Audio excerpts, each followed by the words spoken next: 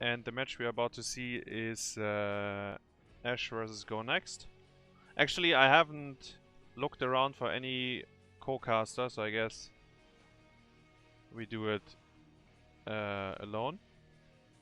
Or maybe we find one along the way, I'm not sure yet. If you wonder why I'm Diamond 5, that's my NA account. I decayed all the way. And I logged onto NA because I think I might be able to join the lobbies later on. The free agent tournament lobbies, I mean. Because apparently they have no clean feed. And my cat is... Kitty is... walking all over the place. Can you leave the mousepad? Thank you.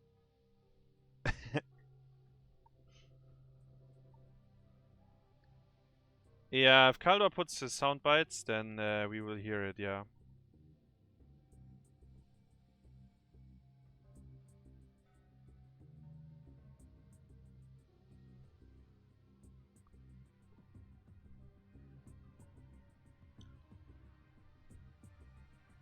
Alright, wait, actually, let me change. There we go. Looks like players are all in. It's pretty good.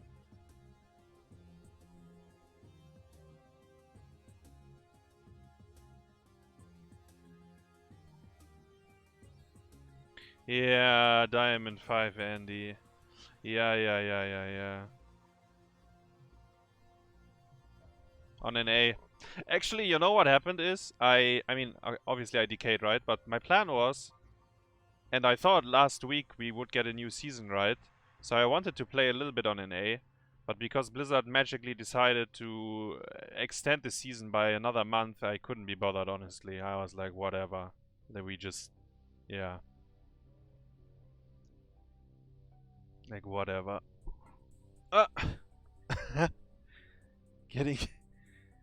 Getting attacked here.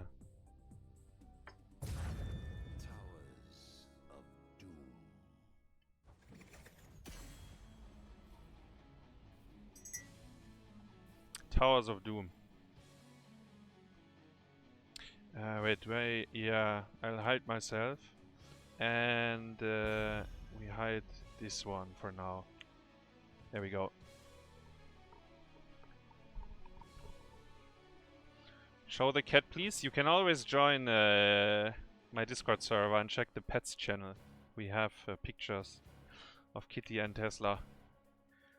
Maybe I post one later tonight as an update. We can raise this one. So both these teams suffered quite a bit, actually. I think both teams have one win so far. I hope I'm not talking nonsense here, but I think they are both struggling. So they are, but my point is they are direct competitors. And those matches are usually very important if you win it.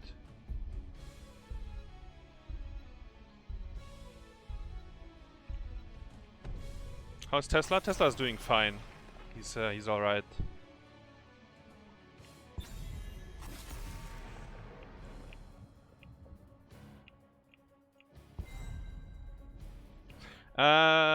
Medivh Uther bans, that looks like the Hardos. Sonya Lucio ban on the other side. Means Hogger is in. Also means Chromie. Ah, you don't first pick Chromie though. You actually pick Hogger here? Cassia, of course, is in.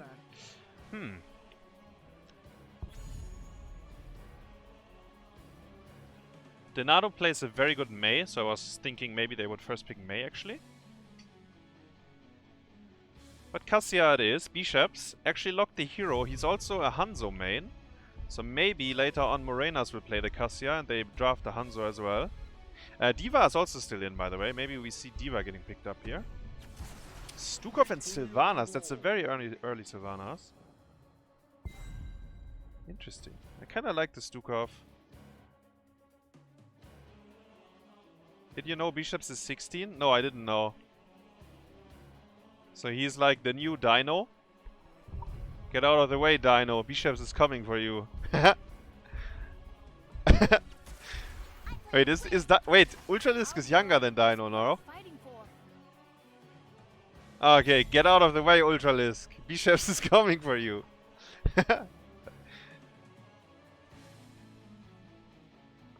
No, I don't think it's bad to pick Sylvanas in 1-2. But I'm not sure if you have to, right? Because there are other picks that are more contested. And actually, I mentioned both D.Va and Mei. So you could get your hands onto one of them if you want to.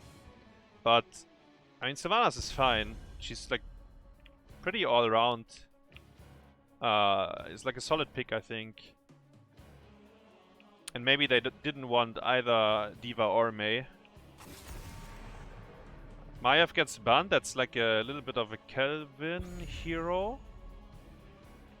Chelvin locked Sylvanas though, but maybe Siro plays it. Essence acquired. Beneficial.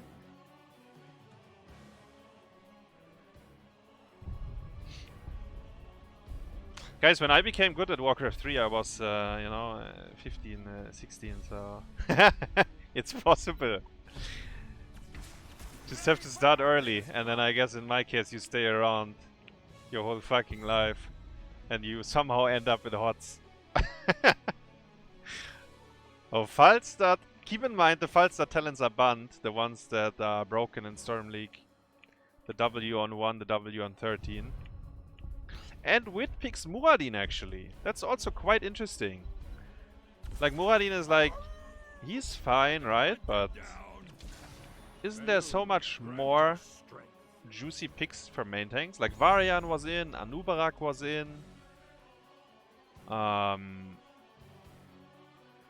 Yeah.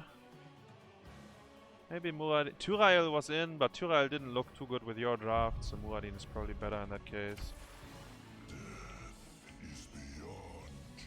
And we see last pick Malthael, because the Hogger actually got picked away as well. So the Russians did what a lot of teams are doing right now. Hogger is like part of the 4-man. D.Va is gonna take over the side lane. And solo DPS Cassia, she works very well in that setup. I think it comes down to the Falstad pick a little bit. If he can make rotations painful and maybe dominate the top side of the map a little bit more. Then again, it's D.Va. Like, D.Va will not die. She doesn't really give a fuck if you gank her. Unless you... I mean, unless she misplays, I think. It's kind of what you're hoping for. Let's get these things back. Malthael. I mean, both teams, I think, have like a pretty standard draft, I would say. Nothing too fancy. Like, earlier on, I mean, I don't know if you guys saw it, but we saw like a Cho'Gall and Kel'Thuzad and, you know, all these things. These two teams seem to take it. I almost wanted more. I always wanted to say more serious, but yeah. Actually, it was Malfurion last pick, right? The battle begins. Also kinda rare.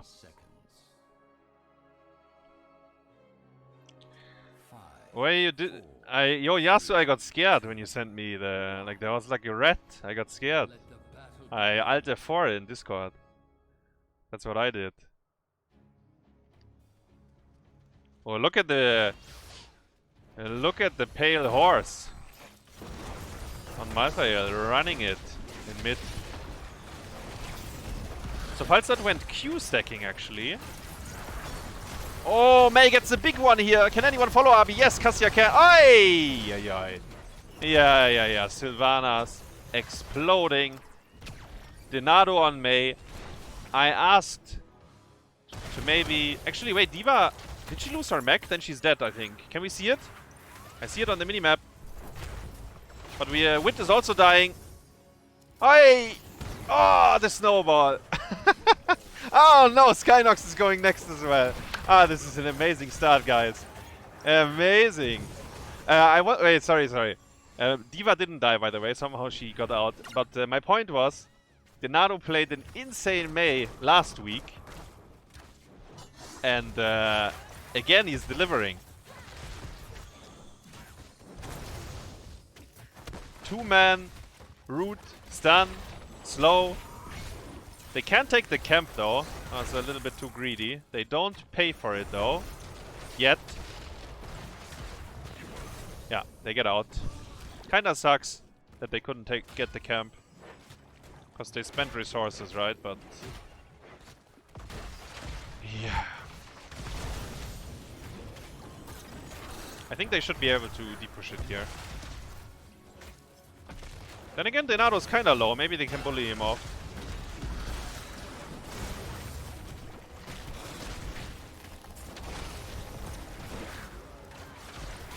So I had a Storm League game, guys, where the Falstad had 100 stacks, maybe even more, on his queue, and yeah, it still looked dog shit actually. So I'm not sure. Then again, he went Hinterlands Blast as well. I don't think Siro is gonna go Hinterlands Blast here.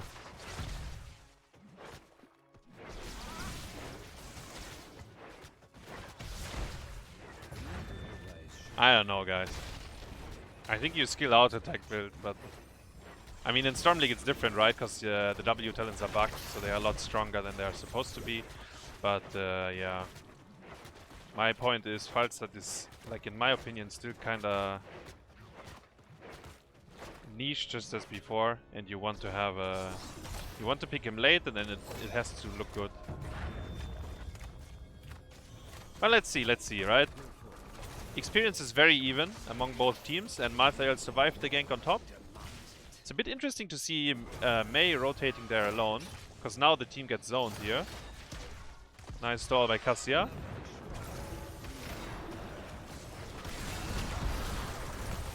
Hogger takes big damage and actually goes down.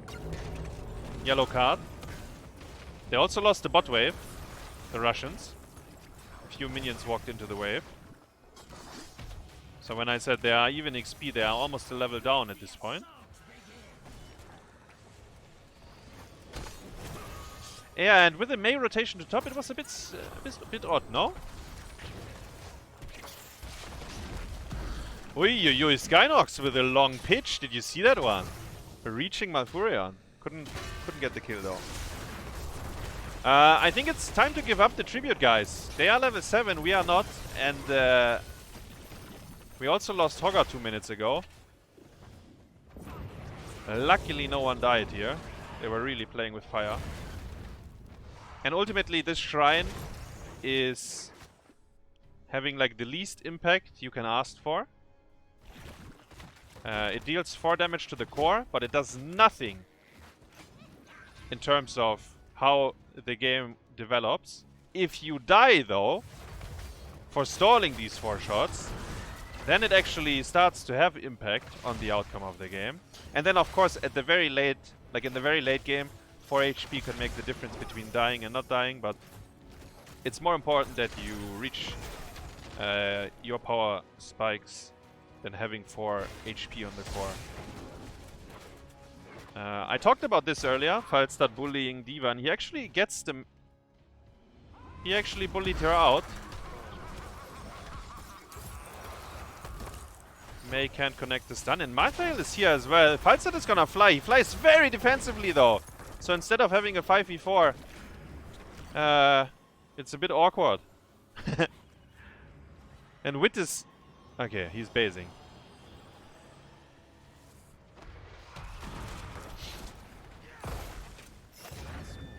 He's basing.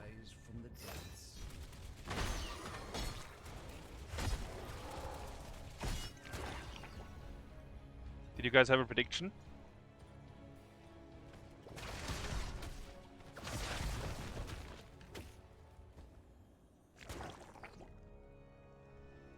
As I said, both teams kinda need the points.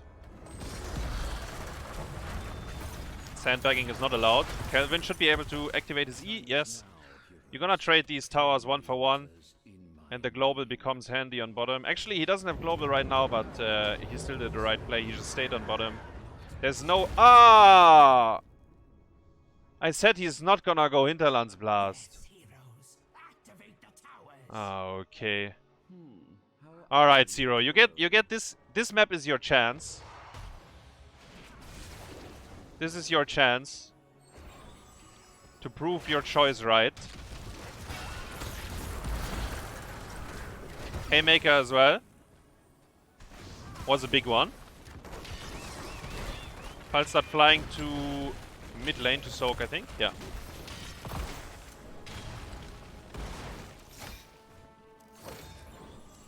I heard stories about this build. I heard Dino is killing everyone with Q build, Falstad, Hinterlands Blast, and Storm League.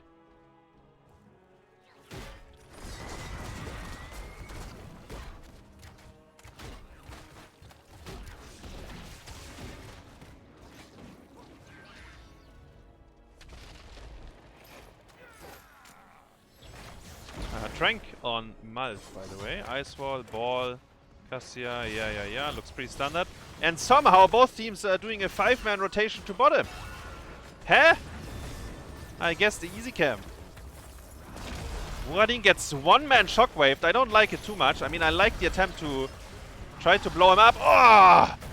What a Hinterlands Blast. Malfurion almost walks out regardless. Actually, quite funny. He almost lived. I feel like that was very strange what the Russians just tried to do. The 1-man shockwave on Muradin. Cassia wasn't there to DPS him. So I think the one-shot potential was very low.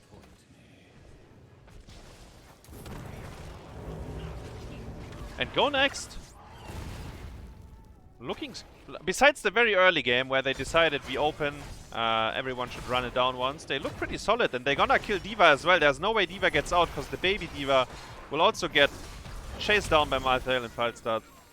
Not bad, actually. Look at that, guys.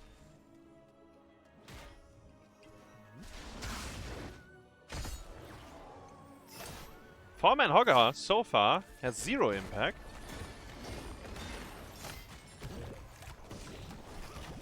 But I feel like yeah.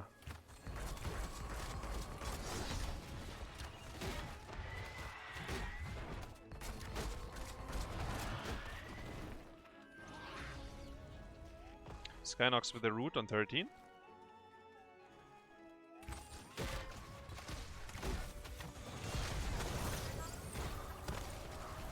This time they're sniffing out the Muradin. You remember earlier on he used the same angle to get a Haymaker in. This time may spell check, and something is very strange with the rotations. I don't know why D.Va was down here and now I feel like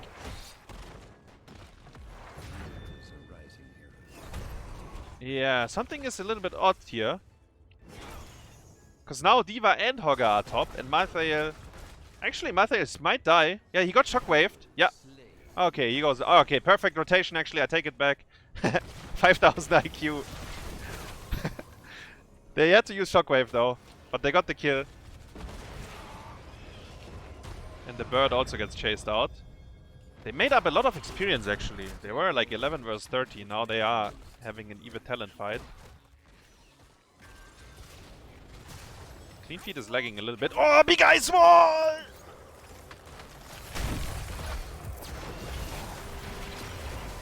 Stukov. The mind control somehow hits the Hogger there.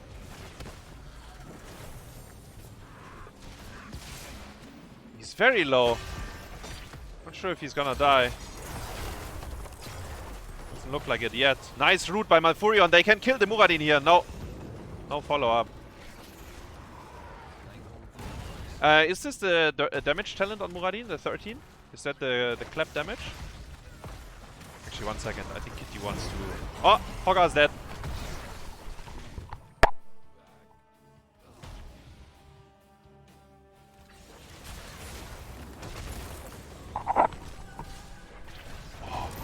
Mind control! Oi, oi, oi. Can they get Muradin for that? Cassia says yes. It's the damage one? Okay. Well, Gonext seems to be farming Ashe tonight. It's a triple shrine next rotation, by the way. And level 16 is imminent.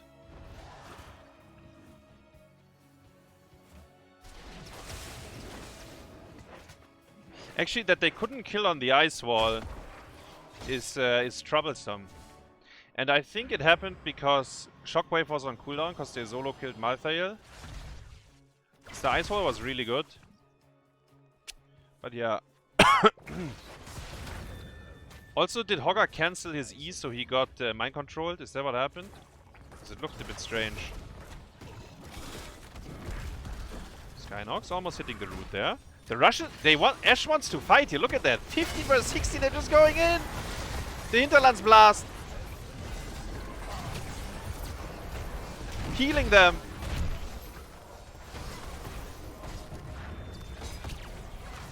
May died though. Last rights and mind control was too much for her to handle.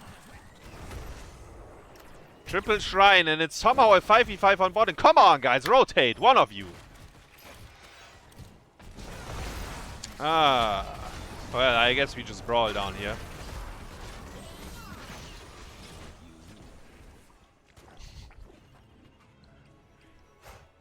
I guess we just brawl down here. Eva. Trank is up though. They can maybe... Oh, the mind control. Cock blocking Cassia's E.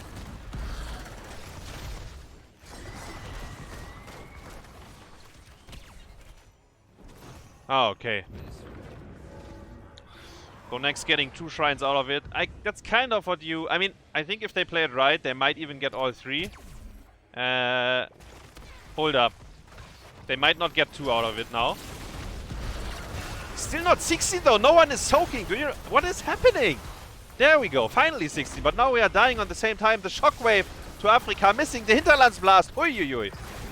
Still healing them though. Hallstatt is flying in, flying out. Eva dies. Okay.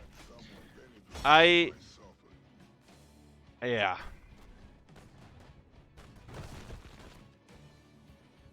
Okay, my first thought is, maybe we don't pick 4-man Hogger anymore. Maybe we skip that one. Besides the... And then, yeah, I don't know, like there's some fights we're really eager to fight. Gonext on the other hand, I think playing in team fights much better actually. They are landing their mind control every time, or almost every time. They have some good damage with the last rights whenever he joins the fight.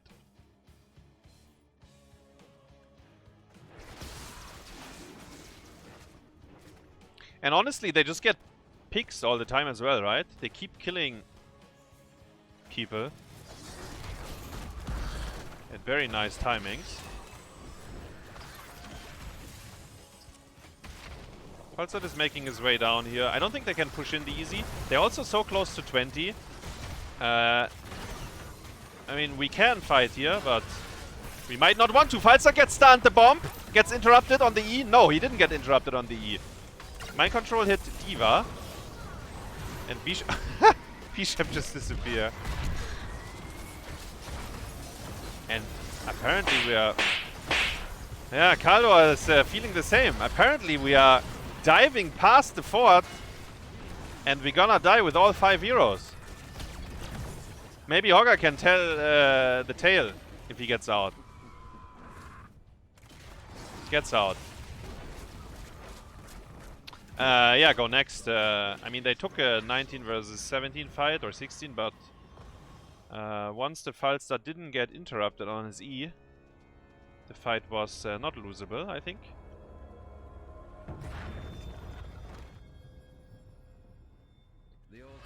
Five plus 5 is 10. 16 minus 10. And then there's 3 more shots on bottom. Currently, Cassia is the only one rotating down here. And I think she's too late. Yeah, so down to 3 HP. Technically, boss is lethal. Do you want to YOLO the boss? You have 20 versus 17. There's Ice Wall though on the other side. Speaking of Ice Wall, Muradin got hit and I think Muradin is gonna get interrupted as well. Can they kill him though? They're not really focusing him. Very hesitant. Stukov though. Forget Stukov. He's not dying. Blade though is very deep. He does have level 20 respawn though. Even will he even die? No, he gets out as well. Oh, okay, Gonext is fooling them. Alright. That's it. Now they can take the boss.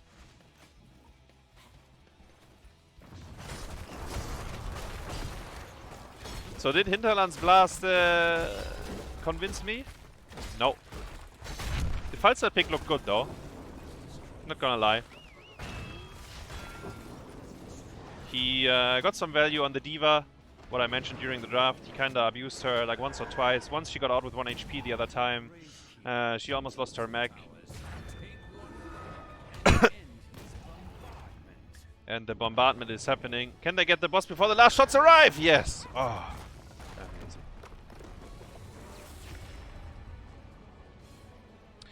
Yeah. So my recommendation is we don't pick 4-man Hogger anymore. And then the game's gonna look better. That's my first feeling actually. After seeing this one. Maybe Gonext. Maybe Gonext is just a level above Ash. That's also possible. And then we're gonna see three maps that look like this. I'm not sure though.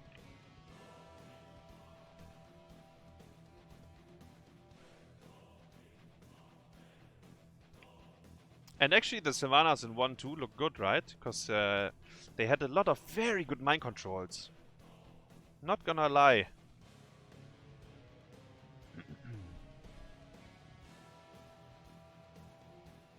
Yeah, I'm Diamond 5 and decaying. I show you some... Wait, let me close this. Yeah, here, guck. 11,000 points.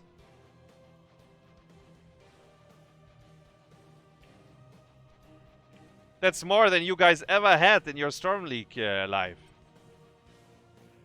But it's because Blizzard is also scamming me. As I said, I wanted to play the new season, but there is no new season.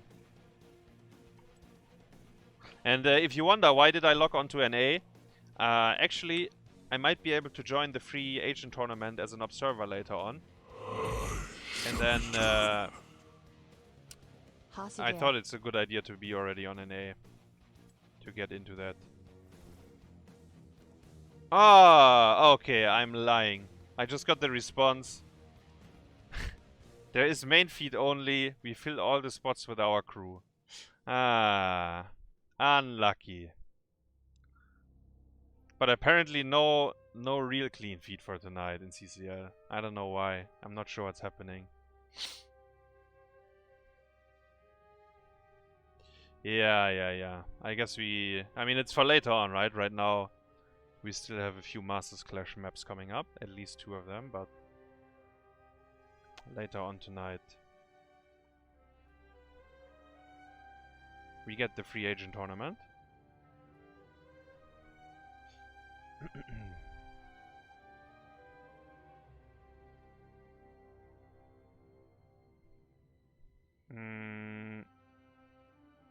Oh, we get Alterac, guys.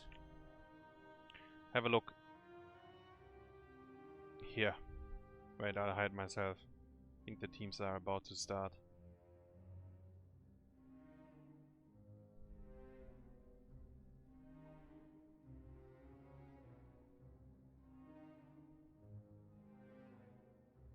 Maybe. Skynox has to be swapped in as a player. There we go. Good job, good job.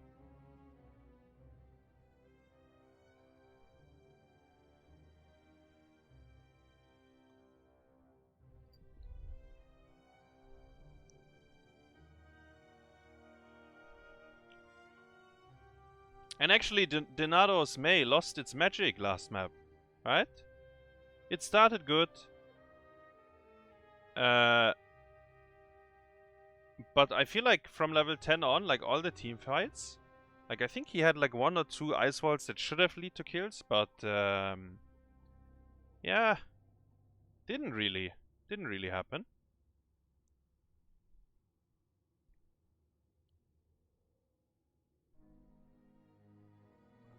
They need to swap the crown around. Chelvin wants to draft.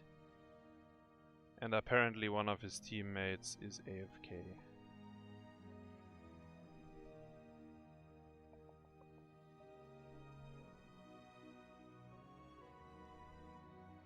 Guys, I'm so hyped for Alterac.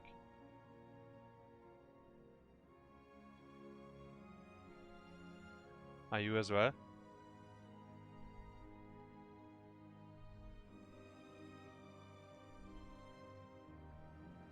Yes, Spock. Yeah. Alterac, guys.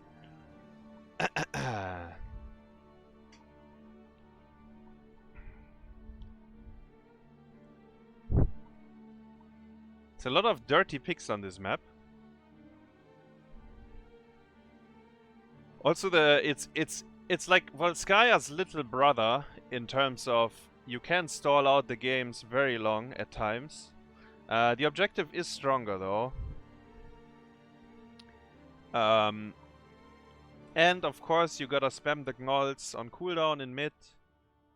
So you need to have at least one hero that's good at it, otherwise you go next.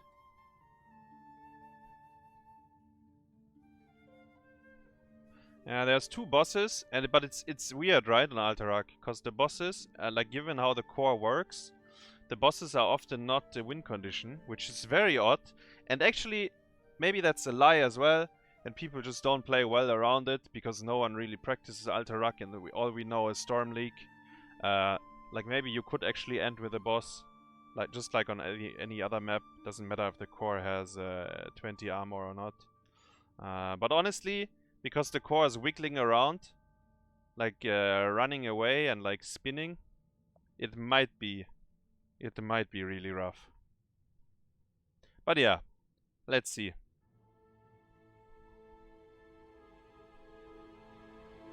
Yeah, Hanamura is not in the map pool for Mastersclash.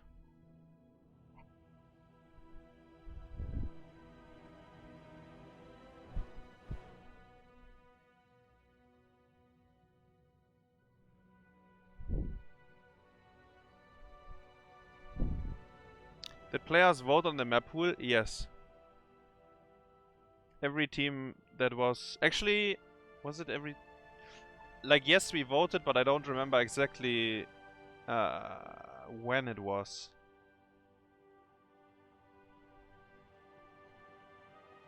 But we did vote on the maps for... Actually, for both the leagues, Mastersclash and CCL.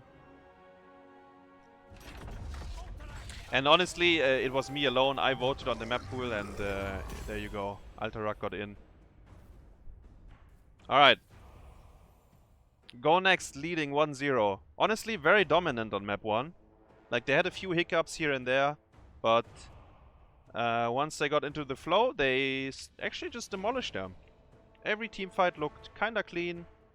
The rotations were good enough. And we see a Vikings first ban. Gonext won the first map. Lucio ban. That means either Medivh or Uther is going to be in. Maybe both. Oh, okay, I take it back.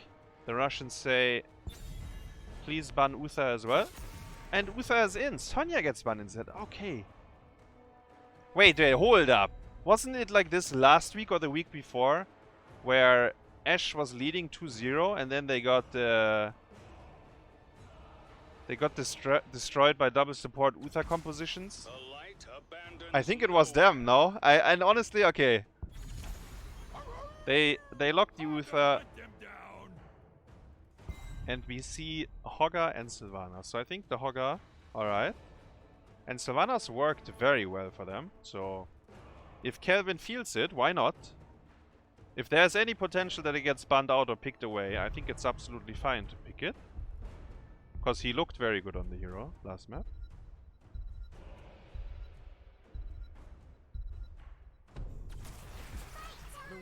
Brightwing and Cassia again. Double support. Cassia. Alterac is a big map though. You can out macro the double support, potentially. Sylvanas is one of the components for that. And they already picked Falstad last map. They might just pick it again. Falstad gets banned. Not gonna pick it again.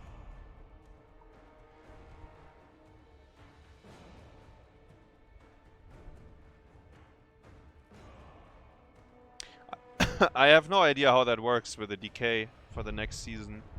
I don't know what metrics Blizzard will use. I don't know. This is legit the first time in my life that I decayed, and it's, I mean, it's on an A, right? Because I didn't play after CCL was over. Muradin and Anna. Anna is, and they banned Falstad, right? I wanted to say, Anna is good into double support, and also she's gonna be very hard to dive if your frontline is Uther. So we will see. What? Xul and... Oh, guys, you're gonna get a hard on, right? Asmodan finally makes it into Mastersclash. Actually, maybe he was already drafted once before. And you remember last map when I said, well, these drafts look more normal? Here we go. Now it's all over the place. After losing the first map, Ash is like, okay. We open. 4-man Hogger. Leoric is gonna take over the side lane. Kinda like it.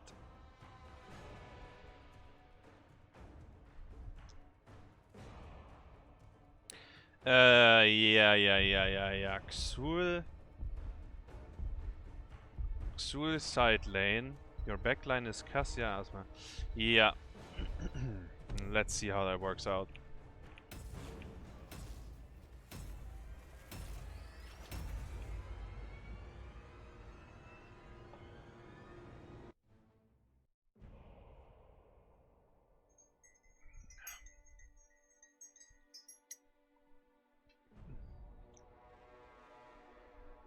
Is Xul gonna go Poison Nova?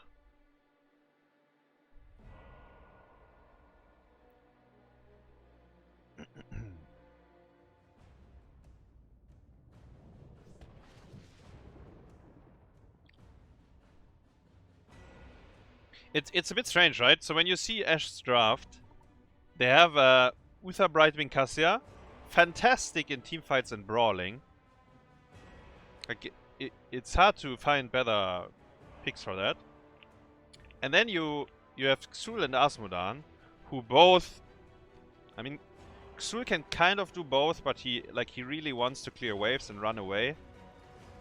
And Asmodan, yeah, Asmodan is clearing waves and, I don't know, hitting your structure. I don't know, he's not doing anything, honestly. So I'm not sure what that is about. So I feel like we kind of drafted into two different directions. Xul, okay, he's fine on bottom. Is he? Yeah. Sylvanas gets half a tower.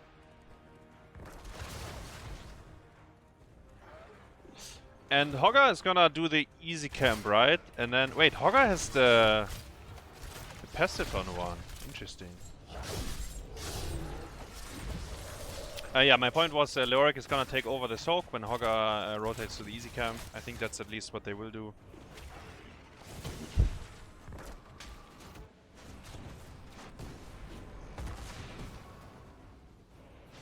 Uther with auto attack on one.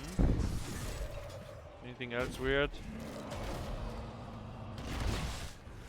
Wait, Xul went. This is Shade, right? The dodge, the evasion. Huh.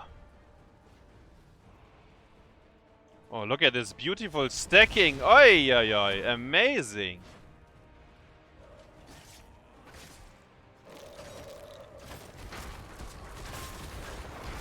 Wall on bottom is in big pain because Cassia and Brightwing have to do the camp, while on the other side it's Hogger alone. Maybe with this Muradin OTP these days.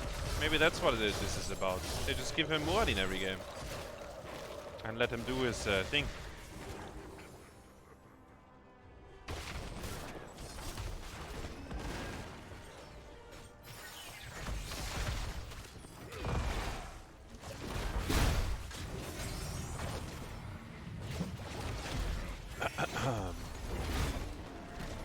Both teams kinda cleared the easy camp well. Like, yes, there are 2 of them are alive, but they're both 1 HP, so the wall is not gonna take much damage. It's kind of important sometimes. You will see one team clearing the easy camp very quickly, while the other one is like still full HP, and then your wall is in danger. Murenas gets rooted here. They can wait out the root, then stun. I stun. Polymorph was overlapped with the stun. They can maybe still kill him. Ah, okay. No.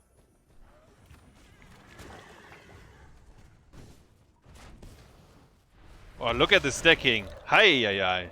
Murenas, there's a. I can see the Asmodan practice is paying off in Storm League. You know, making everyone's life rough in Storm League, but it looks kinda clean. Not gonna lie. It looks kinda clean.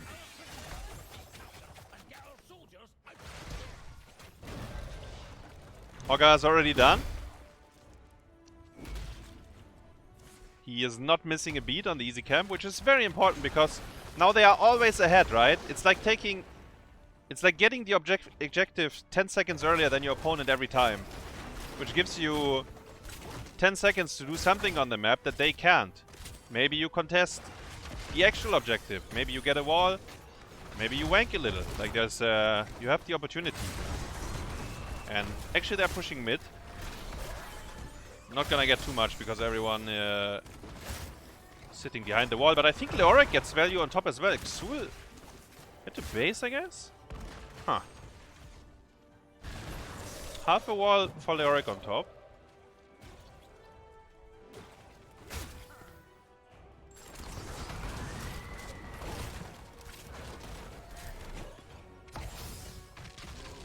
And Wit is toying with them. He's buying time on every rotation. Master of Destruction. Wait. Xul died on top? That is a massive problem because look at this shit. 4 heroes are on bot lane when your top laner died. Hoi hoi hoi.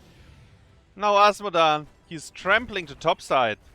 I guarantee you the wall is gone before he arrives. Ah, okay, I guess one tower will stand. Sylvanas didn't want to hit it anymore. Boom. Nice wave clear though. Legit not bad.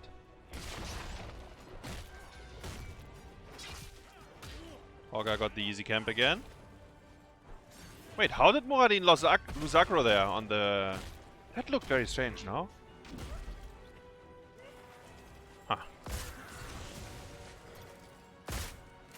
They should be able to cap here. I don't know why they... Okay. Oh, okay. Yeah, they are not capping if they wake up the Uther. And then do like both. Wake him up, not go for him. Try to right-click the objective. There were a lot of things. Can they body block Asmodan? No.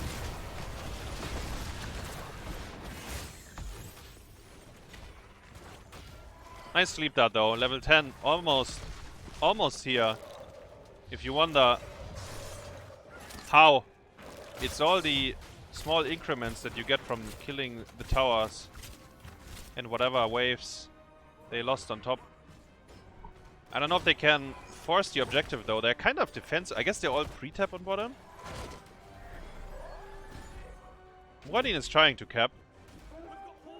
Haymaker again, by the way. No mind control this time. So Chelvin says this one is Wailing Arrow game.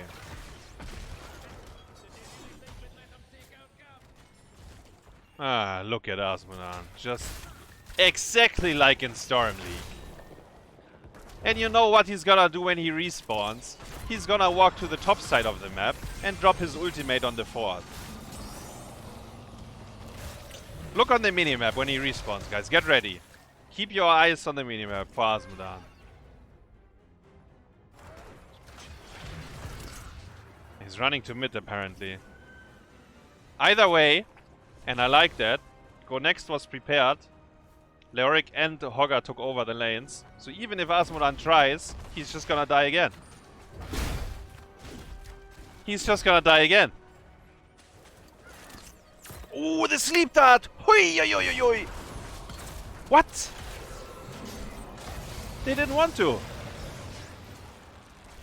They actually didn't want to. And they didn't cap.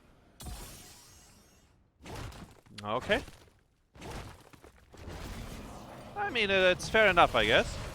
Maybe you would have thrown the game if you tried. Lorik actually dies here. Hogga is going core.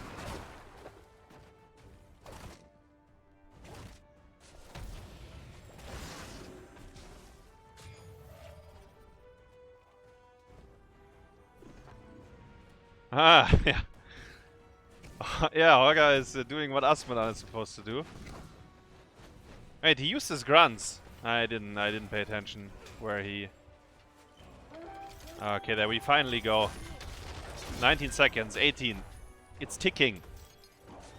The radar wants to be freed. Oh, Muad'Dib missed his Q. Couldn't interrupt. Level 13 is coming up. Hogga gets the easy camp, and then I think you make the play for the objective, because you will also be able to clear theirs. Muad'Dib jumped in though. Keep in mind he's absolutely fine. Leoric reducing the little damage that they have. He went 13E. At least I think so.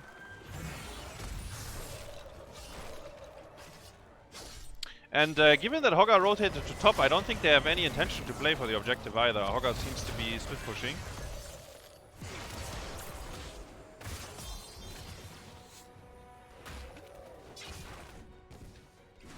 It's working very hard on this fort.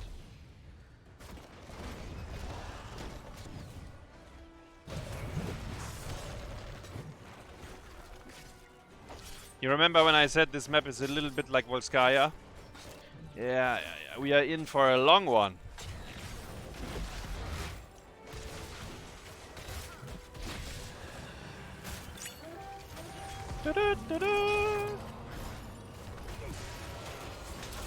Does he have? No, he has Divine Shield.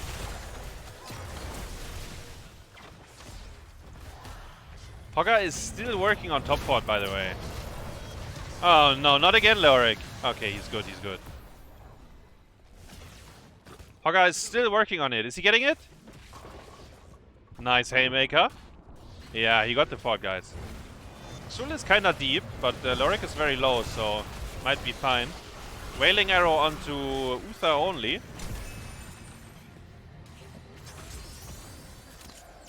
Okay, so we use Wailing Arrow like that, but when we hit the two-man sleep dart, we don't want to follow up with anything. What? Okay, Gonext. Time to wake up. Because all the lead that you worked for is kinda slipping out of your hands. The Russians are making a play for the objective. Even talents. N2 missed. Hogga is in massive pain. He gets out though. Did they recap? Yes, they managed to recap. So objective. Wait, who's that? Ah, Leoric. Leoric going down again. Can they cap though? Maybe.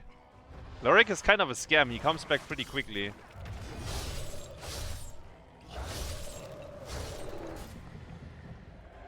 Bishepps wants to cap, but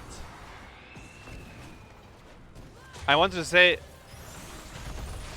maybe his front line will cap, but his front line is like Sul, Uther, Asmodan or something. I don't know. They're going for Leoric again! Okay. They're getting it. I can't believe it. Gonext somehow managed to play this so passive all the time that they lose the first objective. Even though they had earlier 10, they had earlier 13. I mean, sure. I guess. And they have earlier 16, so maybe this objective won't do anything. But man, it would have snowballed if they got it. I'm telling you. They would have been very happy. So Leoric and Hogga, each lane to D-push. While Xul is trying to catch as much soak as possible for his 16. His team is running it on bottom though, and I think they will brute force the fort. I don't think you can hold it off.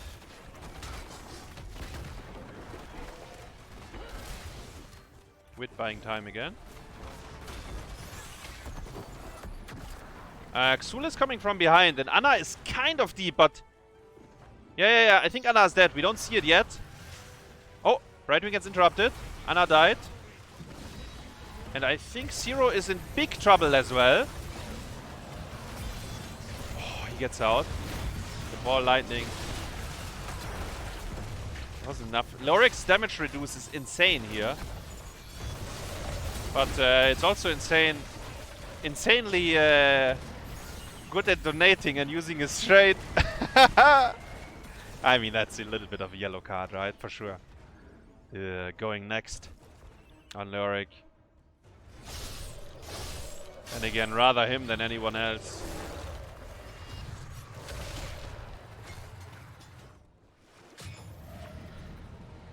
Alright, where are we? 17 versus 70.5. Easy camp's been taken. There's a huge wave on top. So Ashe is gonna get a decent amount of experience here. They're scared though, because they don't know where the opponents are. Oh no! They wanted to stack the Asmodan. Yeah. Very important.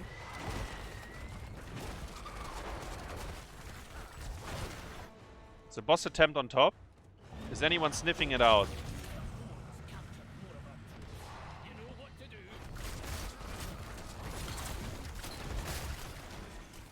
Is anyone sniffing it out? Denardo says it's tingling. But it's alright, it's too late, bro. Can they get Leoric again? Ah! Okay, Blade. Come on, Blade. The boss was already taken. There was no reason for you to die. It's okay though. It's okay though. Okay, the second boss. Is it tingling for anyone? They are actually rotating down this time. Because they can make the decision to go for the objective as well, right? But they are rotating down. Muradin is trying to slow them down, but Uther is gonna arrive in time. The cavalry is here. Lorik, still dead. In Africa, actually, on the other side of the map. Right wing can always see in. In fact, is doing so. And this boss goes to Ashe. And honestly, I think there was no way that Gonext would get this boss unless Gonext, Ashe decides to just not rotate for it. Hogga gets out. And the Russians have enough of this charade. They are running down bottom lane, guys. 5-man. Lorik will be able to get the objective. Will take him 20 seconds, but that's very well worth it. He's gonna lose a keep for it. And we talked about this before the map, right? Ending on this map with a boss. Very iffy. In my opinion, it should be doable. But with this draft in a 5v5, I'm not sure if they can. They might get the one-shot though! Oi, oi, oi, Hogga goes down. Okay.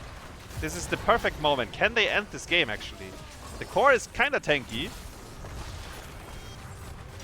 The horsemen are spawning as well, and they do empower the defenders. What is happening? Some people are hitting Muradin, some people are hitting the core. The core is running out of the circle. Some people are just spinning. Wait, no, that's the core. Okay, we run home. We run home. Could we have ended? Probably not. Did we really try? I'm not sure. Level 20. The Russians could turn around here. Going on to Leoric again. And another one. Wer will noch mal, wer hat noch nicht? Level 20 for both teams though. Since Grasp on Asmodan.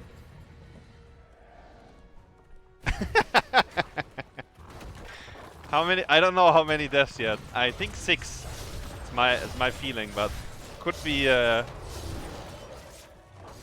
more. No, I don't think he has double digits yet, guys.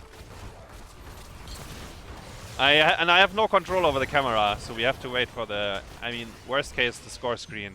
He does have level 20 Entomb, by the way. He's gonna respawn here. They're going on Muradin. I don't think they can follow up, yeah.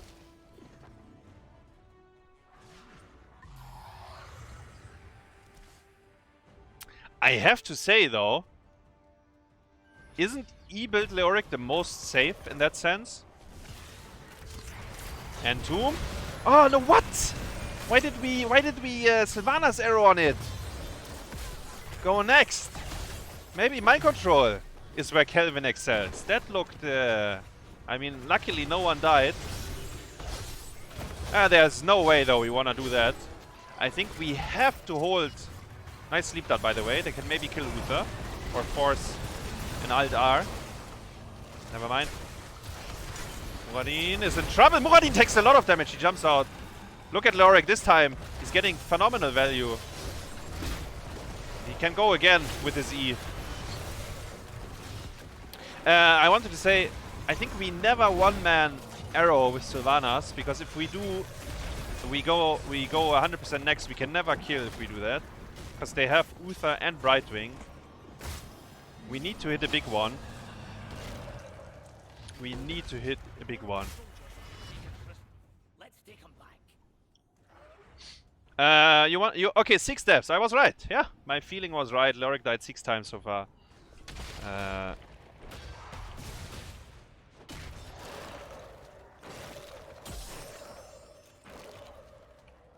Did that work? Yeah, I think that worked. There you go, Twitch chat. Hope you're happy. Boss is spawning in 2 seconds. Gonext is very well aware of it. Lorik scouting out the opposition. Oh, the sleep dart almost landing. Not sure if they could have followed up. Asmodan missing his Q on the minion wave because I think it was Exul. Actually not sure what got the aggro.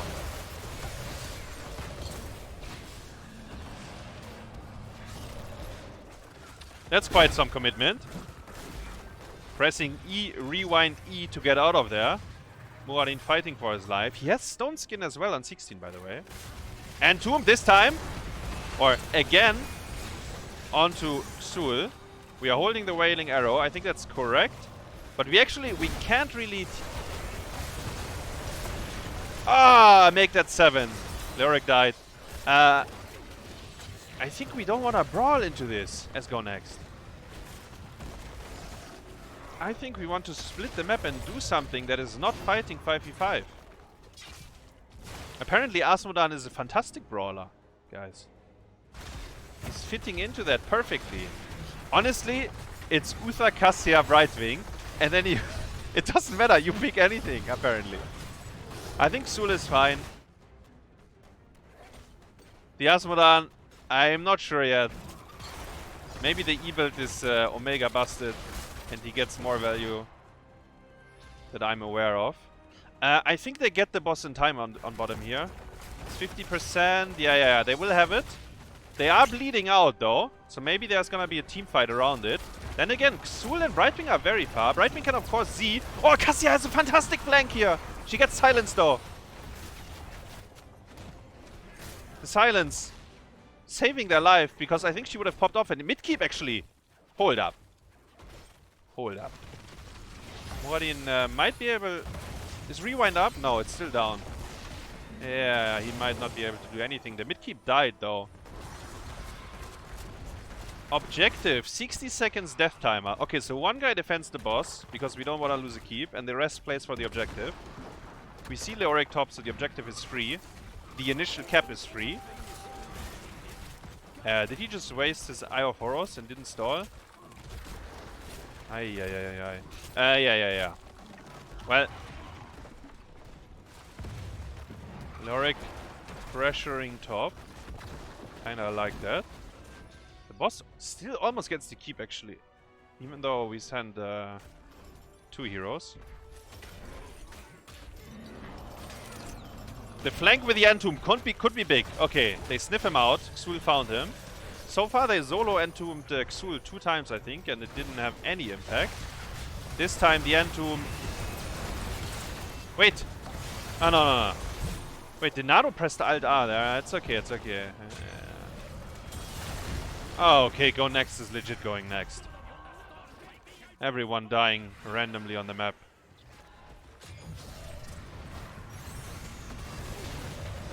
Okay, Asmodan's broken, guys. If this isn't Asmodan's win, then I don't know what's going on. Look at him. He's popping off.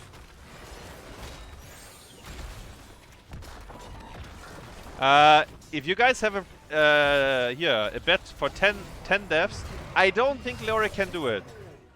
I think he's gonna end at 9 deaths. Sorry to disappoint you guys. He has 8 right now, and I expect him to die during the core defense.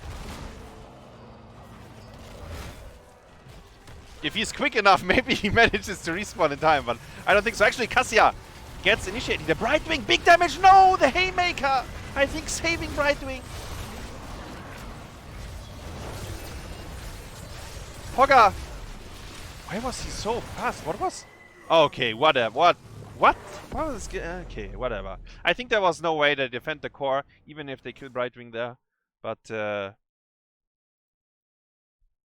yeah. They tried. Bishepps delivering the pain. Cassia with a double support. Extremely potent. Big damage. Big survivability.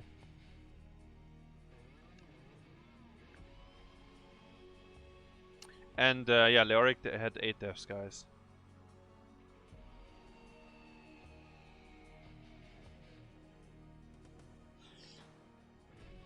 I mean, Asmodan has 300,000 PvE. He was killing a lot of minion waves.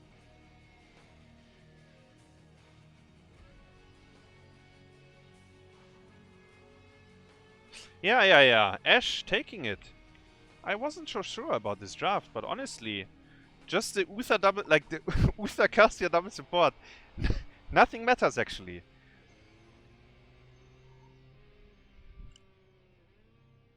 I still think like Gonext tried way too hard to bump their head into the 5v5s. And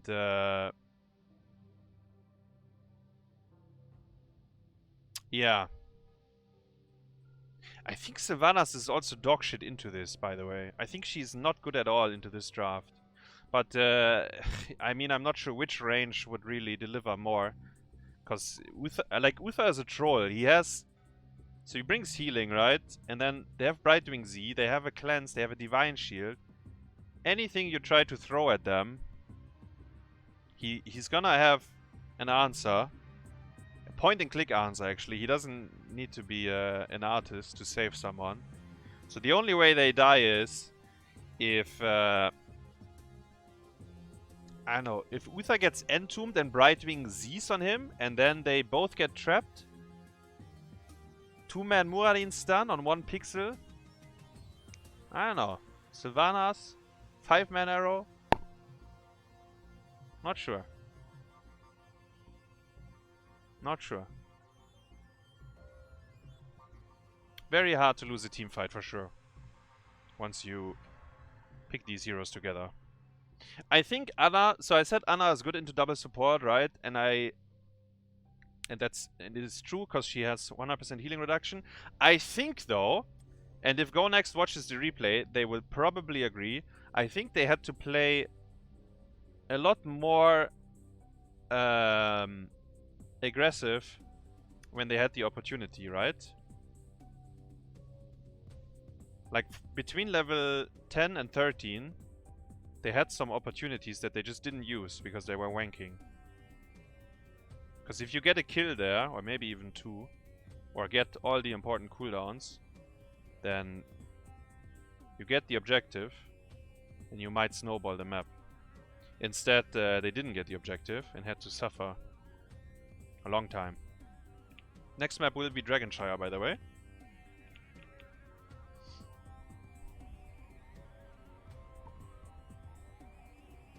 Yeah, was Nano better than Horus? Maybe, I'm not sure. You should ask someone that is support main. I think he picked Horus. So I think there's 2 reasons to go Horus, if I think about it. And I have no idea because I don't play Ana, but the first one is, ideally, you split the map. You don't want to 5v5 into them. And then Horus is always better than Nano because you can save one of the monkeys on the side lane. The second one is, and I'm not sure, I think they never got to use it like that, but you can stall the objective very long, right? Technically. But didn't happen. So Horus, I don't know, didn't get much value, I think.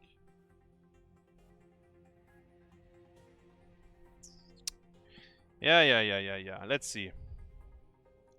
Next map, Dragonshire.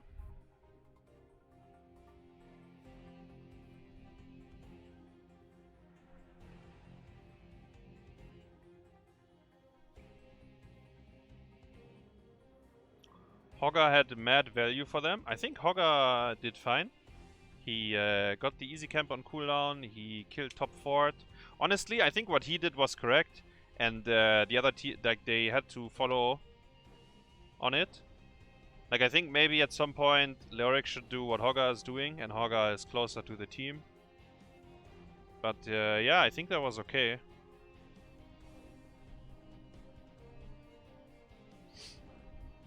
And he's very hard to kill. Like, so if he splits, right? He has his E, which makes him unstoppable. He has Horda pulled, which makes him fly one screen. And there's Eye of Horus. As I said earlier, you can save the guys on the sideline that are trying to run it down. So, in that sense, I think it was okay. But it's just the Uther double support, right? It looks so strong every time we see it. I'm glad, though, that Ashe learned their lesson, right? Last week, someone said it was Chili Mountain, actually. I forgot which team it was. But yeah, Chili Mountain was down 0-2. And then Chili Mountain was like, hey, let's pick some Uther. The Russians don't ban or pick it themselves. And then they came back. They got 2 free wins with the Uther before Ashe reacted. And this week, they seem to be prepared for it. They first picked it, and they got a good draft with it. And they cruised very easily, just like Chili Mountain like when they played against them. Very straightforward, actually. They just win every team fight and eventually win the game. And as I said, Alterac is a map where I feel like maybe they could have gotten punished for it. But yeah, didn't happen. Alright, Dragonshire. Fantastic map for Rexa.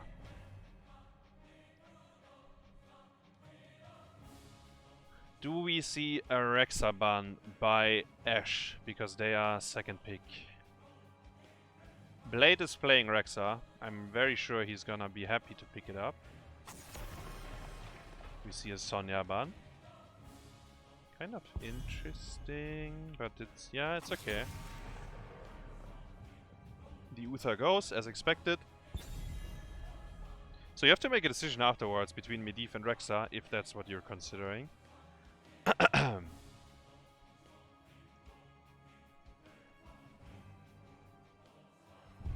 And either way, whatever your choice is, and actually you could leave both through and pick one, by the way, just saying, but whatever your choice is, you kind of want to have a plan against either of these heroes because they are so dominant in what they do, like Rexa on the side lane and Medivh like in general. Like, you want to have an idea on how the draft should shape up so you have a chance, right? So whatever they do here. And they ban Sylvanas. Okay, so they leave both open. That's what I said. You can do it. And then you can trade 1-for-1. But actually, I think the Russians don't play Medivh. Because they banned it from first pick earlier on.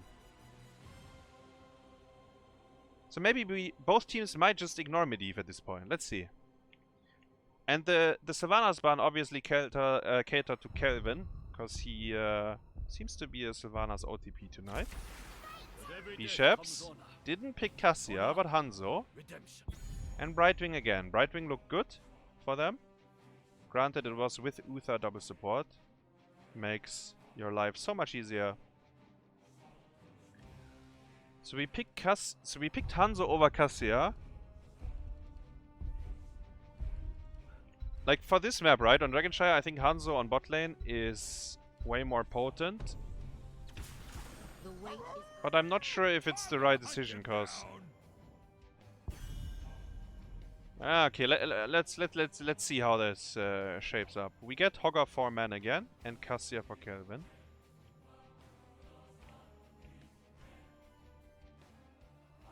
So what is your top lane for the Russians? Birel maybe? Diva maybe?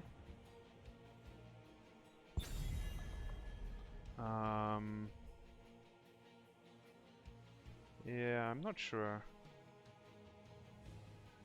Deathwing? Yeah, I mean you win against Rexa, but you go next. Like it's so bad on the map if you have to lane him on top.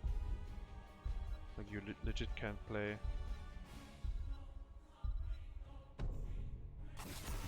They ban Mei. Denardo, respect ban. Actually, you see more and more Mei picks and bans overall. If she gets through the initial ban phase. So I'm not surprised to see her getting banned out. Diva and Johanna. I'm not a big fan of Johanna. Really not a big fan. But it very much helps them with the wave clear in mid, right? And that's why I said, like, Hanzo is gonna be stuck on bottom to control the shrine. So you need to clear mid wave. And Johanna, that, to be fair, she does a very good job at doing that. Skynox needs a support. Oh! Skynox got a support, but they picked Vikings as well. So Vikings will be... So it's Misha main tank? Wait. Misha bot lane? No, how do they... Are Vikings top? Maybe everyone is on every lane all the time.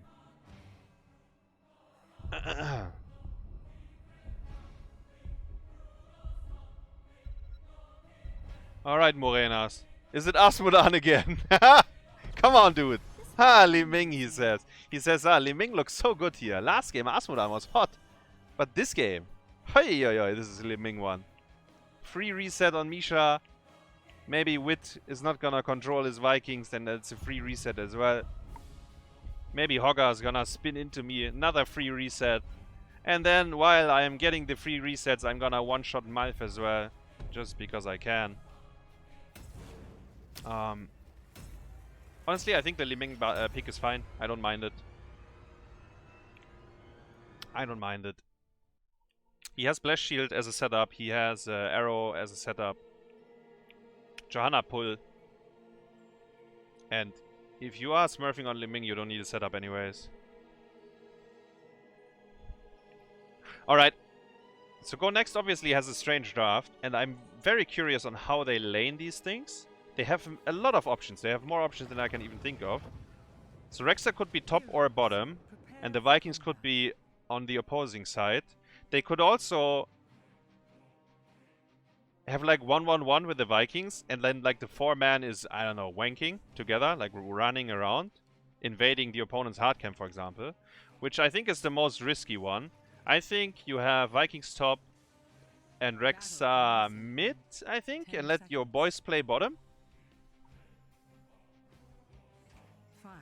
Something like that.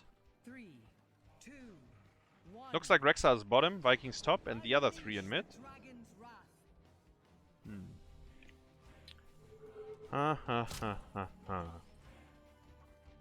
Hanzo W build. What a fool, he didn't go Q build.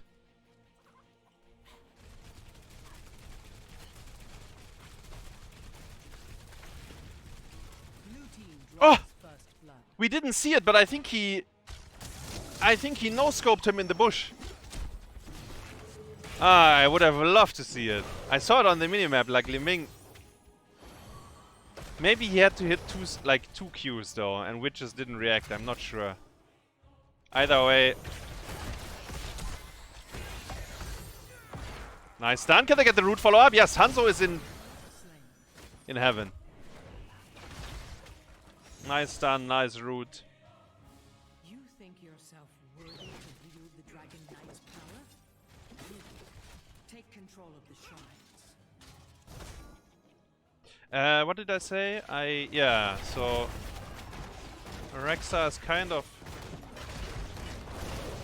Wait, where was Diva? Huh. Anyways. Hard camp. Obviously, with 4 heroes, they can do it very quickly. Hogger's gonna walk over, start the easy camp. Zoning route. They have an easy camp to help them to depush this. Eva is starting to get value on top. She's gonna take the wall.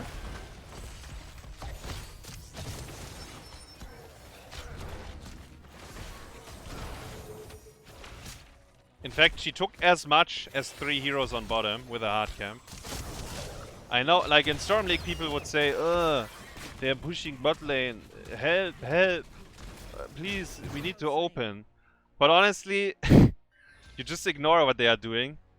Because you're gonna fall a little bit behind against the Vikings draft, right? Because they can group easily. And then you need to play for your power spike. You don't want to lose soak. And actually Hogger... No, wait, who took the hard camp? Was it Hogger? I didn't pay attention, but the hard camp on top is a big problem, I think.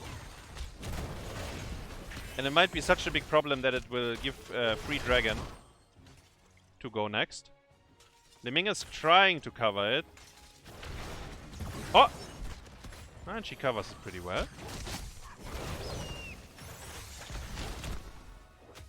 Is D.Va... I can only see it on the minimap. Okay, so she gets it back.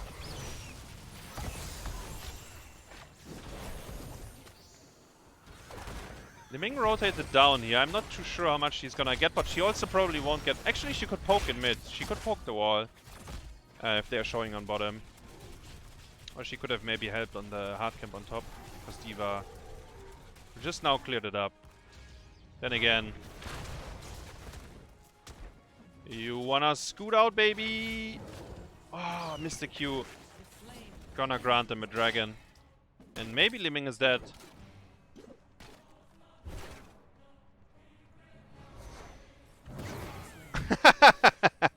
Okay, Blade. After going for double digits on Leoric, he's popping off now. Solo killing Murenas. And Liming dying is a pretty big deal, actually. Because now no one was hitting the dragon.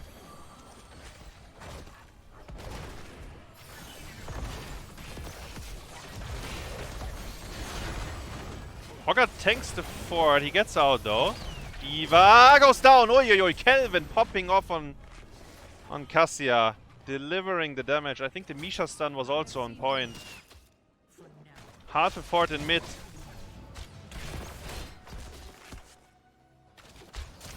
Ashe is suffering big times. D.Va dying here on bottom is actually also... I'm not even sure if she should have joined, but...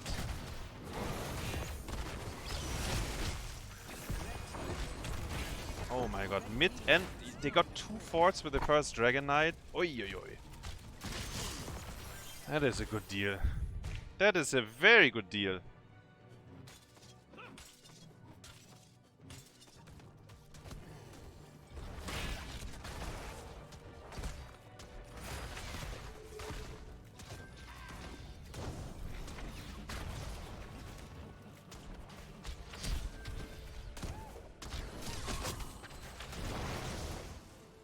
Level 10 coming up. So the question is what Gonext does with the lead now, right? Obviously you can't kill the fort on bottom or mid anymore, because it's already gone. They seem to take bottom hard camp with their level 10 lead. Do they put... Actually no, the easy camp is still there, so do they push bottom? Or do they... Actually they don't have much of a timing window, honestly. And top... Okay, okay. I'll take it back. You have to defend top here. And basically your level 10 lead is just gonna disappear. Which is okay. Looking how the map shaped up, I don't think that was an easy way.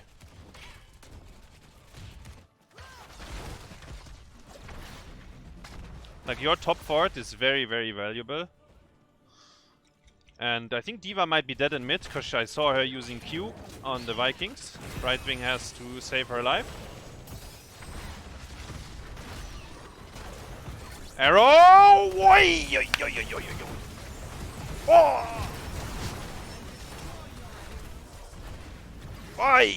Did I... You guys, do you remember when I said I gonna get a reset on Misha, I gonna get a reset on the next one, and the next one, and the next one? Oh, the arrow Bishepps! Geiler banger. Fucking from downtown. Yellow card for Malfurion that he gets hit as well. Because he's the only one. If he's not hit, he cleanses everyone and nothing happens actually. Just saying. But the moment Malf is in this, it's over. Lights out. What do they get? They stole a hard camp. They are using Brightwing Z. I think the Vikings played again here. The Vikings might all die. No. In fact, not a single one dies. Brightwing used Cleanse here.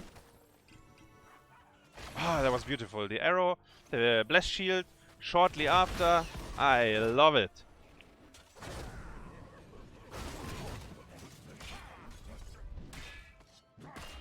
They are still not in a good position, by the way. Like, the map is still in shambles, and, like, yes, they got the kills, and they very much needed those kills, but it's like, it's buying them a chance. Killing 2 of the 3 Vikings. Rexar's pretty far out. Blessed Shield could be used. No. Gets the dismount before.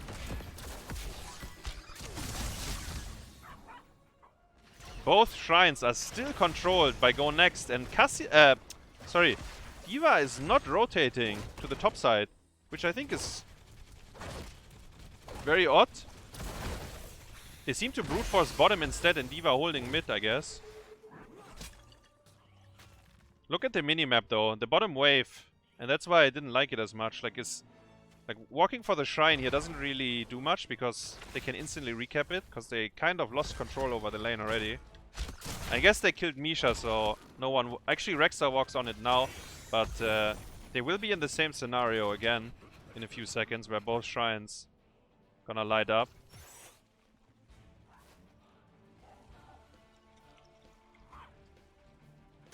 And they sent Brightwing to top. I understand it, like he has a global. But I'm not sure about that.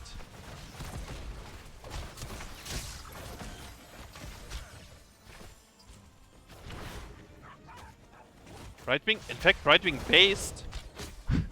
So no one is top. Okay, Li Ming is like, fuck you team. I go top then. And the dragon might be, wait. Hogger went in. Hogger goes out. Flash shield, the arrow missed this time. The trank is enough to save him. The arrow flies. Was a lot more force this time. Hanzo is like an artist. It needs to come from himself. He needs to have the, you know, the feeling. And then he's like, guys, are you ready? Or he doesn't even need to ask. He just does it. In this one, it was very forced. He got interrupted while channeling the dojo. Okay, honestly, Ash is the team is AFK. No one is remotely rotating to top. You cannot recontrol bottom. It's, by the way, impossible. So you have to go top. Because you still have a fort, you have a Moonwell. It's a lot easier. And instead they just sit in mid. I mean,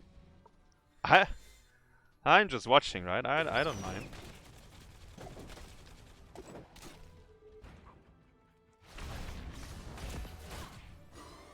Okay. They defused the bomb for now. They got top back. And D.Va can stay on bottom. Okay, Brightwing is gonna stay on bottom to finally catch the wave and push it out a little bit. 16 is coming up for the Vikings team.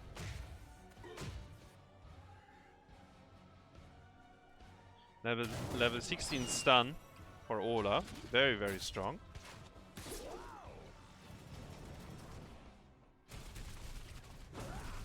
Speaking of Olaf, he's getting blasted. Too bad they didn't use Blessed Shield. That's what they usually do when I play Vikings. Play again on bottom here. Oh, the Brightwing! Hi-yi-yi! Okay, Wit. Come on, dude. What?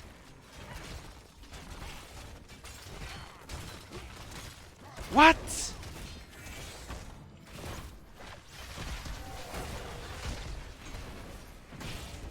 You...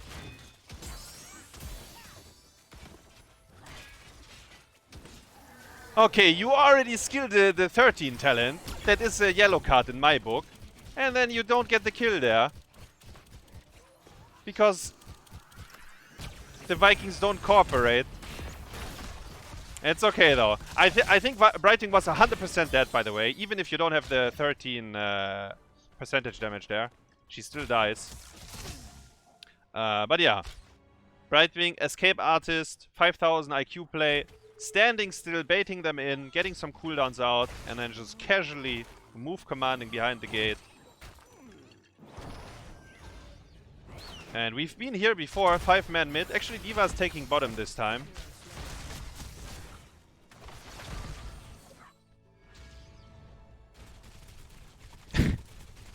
I mean, actually all 3 Vikings seem to be dead. He doesn't have play again. In fact, he couldn't even use it. Rexa is kind of deep as well here. Johanna is still around. Do they have Blast Shield? Yes. Can they maybe get a kill there? Because they see Malfurion on the other side of the map. I see on top, they're diving the Rexa. Come on, the arrow. No, the arrow missed. I can see it flying on the minimap. The Blast Shield, though, did hit. And yes, the scatter as well. Who needs the arrow if you have the bridge to scatter off? Boom. And actually, these are the kills they need to have a chance in this game. Gonext is trying to steal the easy camp here, but it's so greedy! Guys, it's falling apart. Oh no, Gonext is opening. Okay. So first of all, yellow card for Wit, what happened on bot lane. And now yellow card for everyone involved in this kind of int. Starting with Rexa on top and then invading the easy camp? What? Do you remember when we had them on a chokehold? They legit couldn't leave mid lane. And then we started to become, I don't know, flashy. And now it's all falling apart. Now we are actually behind in XP. Ay. Yeah, go next. We practice that once more. They still have a chance to win this because they will not die to the Dragon Knight and they will get level 20 because the Vikings are still soaking. But this escalated as much as it potentially can. I guess losing the core is worse. Like maybe you could have... Like if things go even worse, maybe you lose the core. And the Russians are trying, because they... that's how they like to play the game. But they will only get the key. Unless we see another big dick arrow into Blast Shield. No.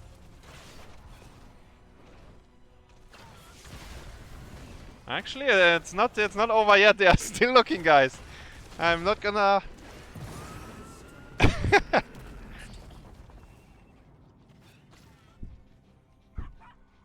They are still looking. Okay, I think Gonext is aware of it. Misha is the only one showing. The others are running, running to the hard camp. Alright. Game is completely even now. I mean, structurally it's not, but in terms of levels.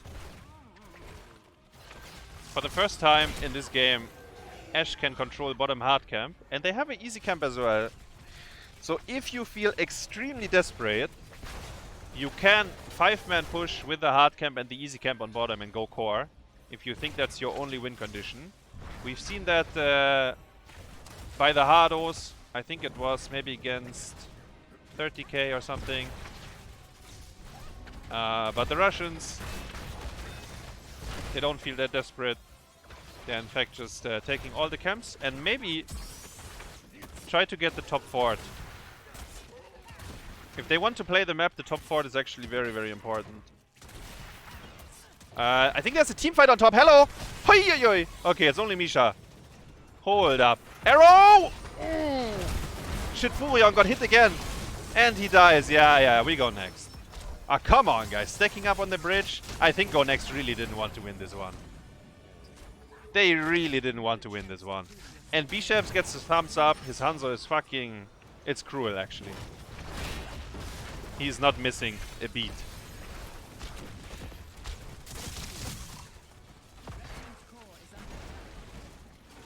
They're running through top keep to... Ah! Bishepps! Okay. Okay, the last time I've seen that, that was my Storm League team. On Infernal Shrines, they walked through mid-keep to get to the core while dying like bots. What the fuck is happening? Oh my... Okay, this is too much. Shout out to Siro though for... Oh, Blast Shield on Olaf alone. That's a level 20 Blast Shield. And Diva will still die. A shout out to Siro because he bought a lot of time. His level 13 slow. Okay, Gonext really wants to win this map. They will win the map now, guys. I'm calling it. Forget what I said before when they didn't want to win anymore. Apparently, they are all in. Blast Shield is on cooldown. They're aware of it. I can't believe what I just saw. I cannot believe what I just saw. 5 heroes on the same pixel trying to wiggle through on top keep while getting attacked, while I think tanking the fort.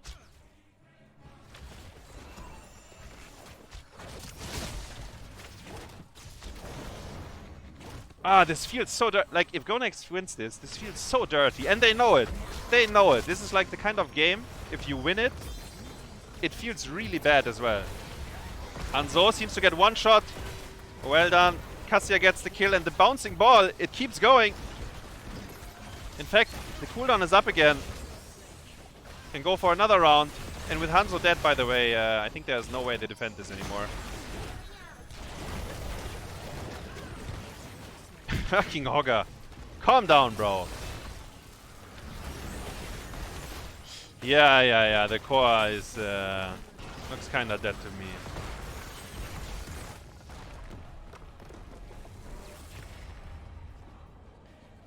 Wow. Guys. Guys.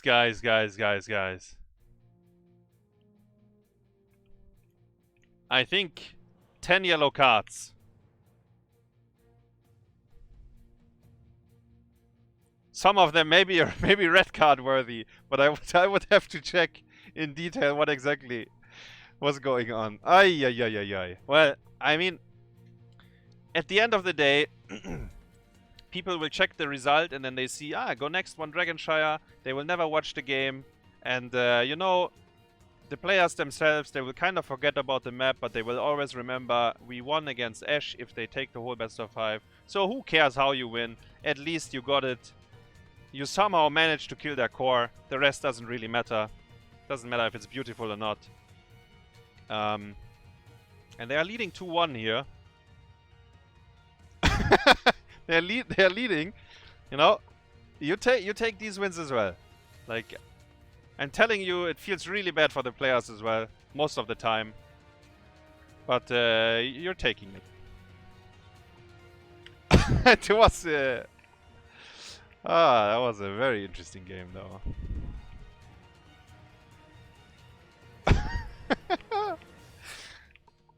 That was a very interesting game.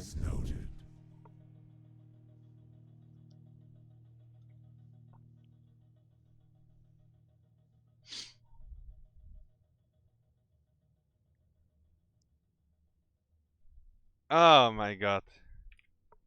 Yeah, I don't even... if I would... I don't even know. I can't sum up this game. I don't know.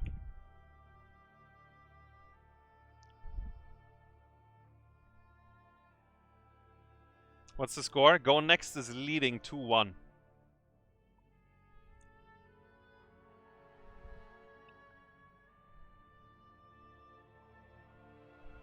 And it was the cleanest W you can imagine.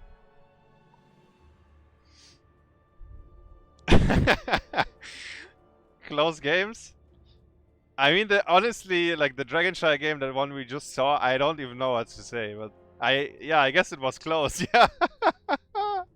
I guess it was close. Oh my god. It was a Vikings draft though. Wit was playing Vikings. Yeah.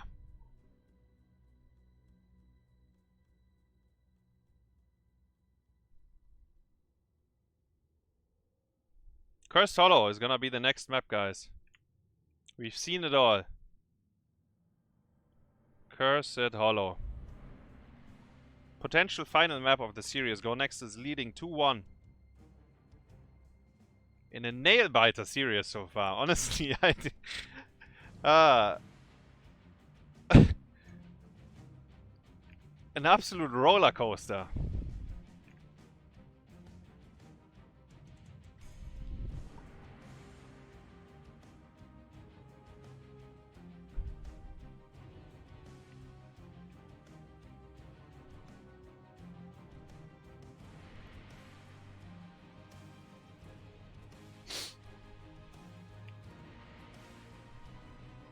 Okay, my prediction for this map. Wit is gonna play Muradin again. That's the first one.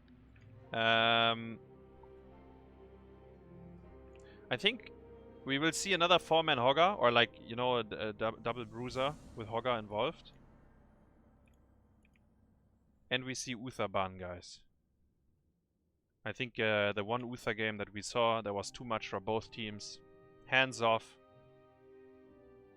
Just get him out of the draft. The Lightbringer can stay home. Chelvin says he's ready. I will hide myself for the drafts, you nerds. And what's the score? Gonext is leading 2-1.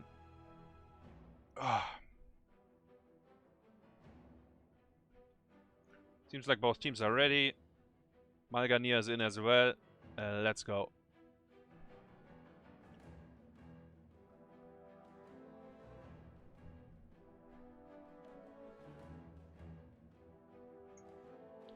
Mina is already back in HOTS. Yeah, but like I said this before about Mina, right? He's gonna be back in HOTS for a month, maybe 1.5, and then he's like, ah, fuck the game. And then he disappears for 3 months, and then he comes back for 3 weeks. That's kind of the. It's almost like Blizzard cadence with patches. Like when they, you know, when they release new content. Like they abandon the game for a couple of months and then, yeah, let's see, okay. Yeah, still dog shit.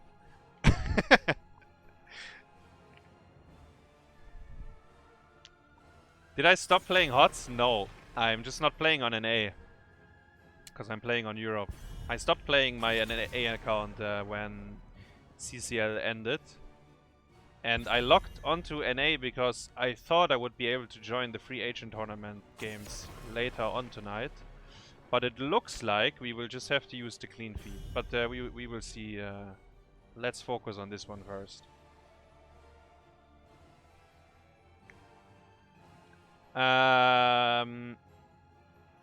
Come on, ban Uther, please. Huh? Hoi, oi, oi, oi, oi, oi.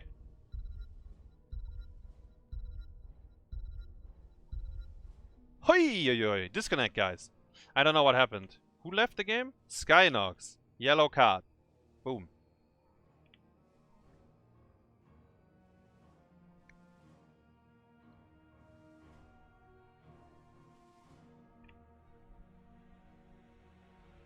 Actually, maybe something else happened in Skynox. No, I think he probably just DC'd. I don't know.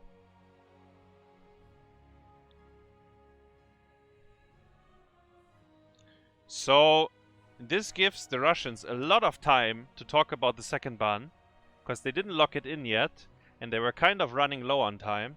And I remind everyone, Uther was still in, so let's use the time and talk about, do we want to play against Uther? And if the answer is yes, please, one of you guys, come up with a 5000 IQ counter draft. Otherwise, it's gonna be painful. And yes, it's Cursed Hollow. Yes, you can out macro the double support. Have we seen it yet? No. Just ban him.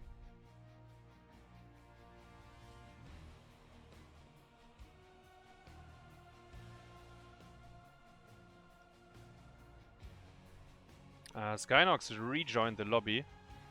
So I hope...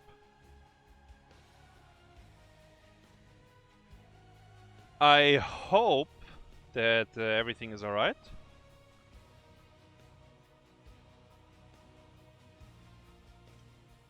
Macro is weak nowadays. It's also the way Blizzard changed the game, though. I think there's two... like, I think players these days, they are like definitely worse when it comes to macro play than what it used to be. But also the experience changes, the XP globes, the way tower aggro works, all these things. I think they also made that kind of playstyle weaker. Anyways, looks like the draft is happening again. We should see the same buns up to the point where Ash has the second one. And that one is a question mark, because they didn't lock it in.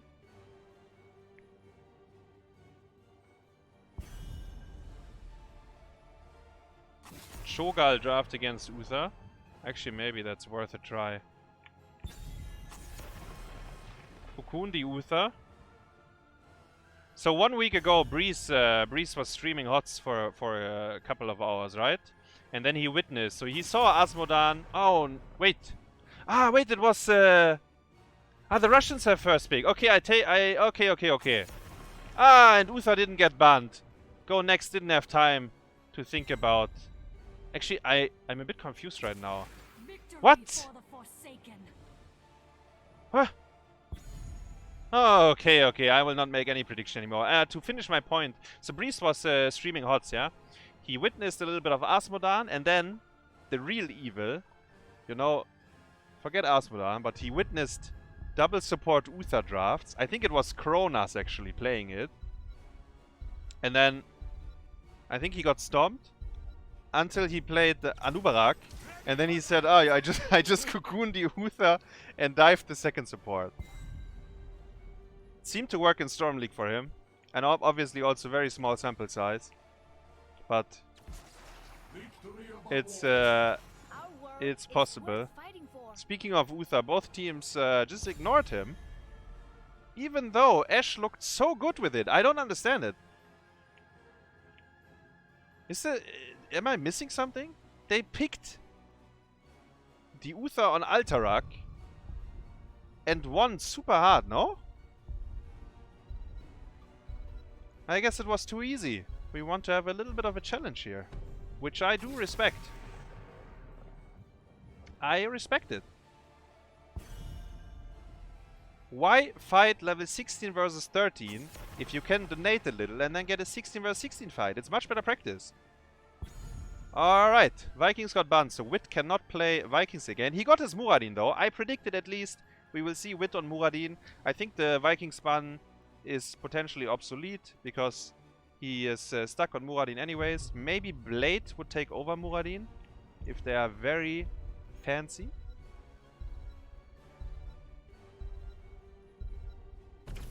Dehaka and Hanzo. Bishepps will not get his hands onto Hanzo again. Then again, he lost last map. Absolute dogshit hero. Asmodan? Do we see Asmodan again? Maybe. I mean, Murenas looked pretty hot on it. Looked like he practiced it in Storm League. There. Yo, okay. Alright, guys. Alright. The last time this worked, they had Uther, Brightwing, Cassia. They're like 3 heroes, right? So 3 good heroes together. To be fair, Stukov and Sylvanas, they are fine. May is pretty good. Like, they have good heroes again, but it's a very different approach. So, I'm not sure. I'm really not sure about this one. Falstad last pick. We saw Falstad earlier by Siro. He played the Q build and Hinterlandsblast. I didn't really get... I wasn't really convinced by the Hinterlandsblast, but his Falstad performance was decent. He got good value.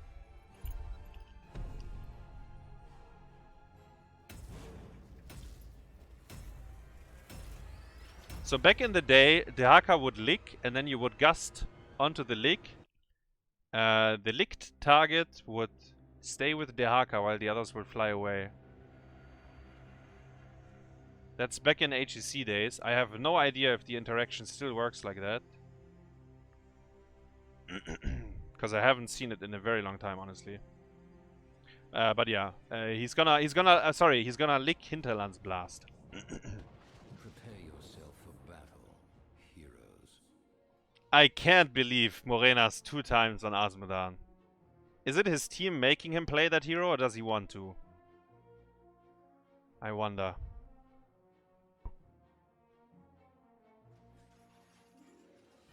I wonder.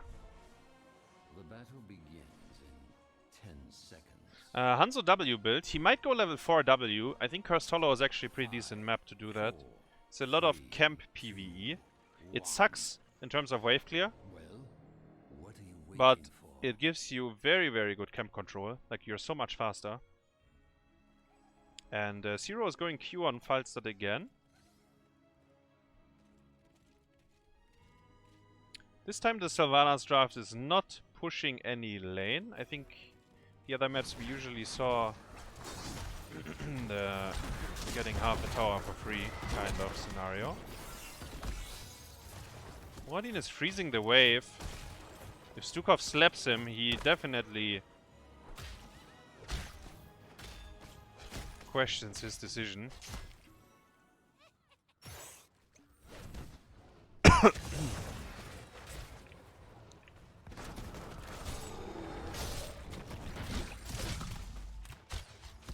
Right-wing Z onto the Haka here.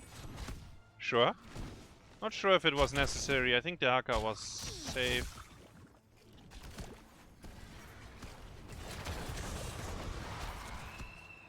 Wait.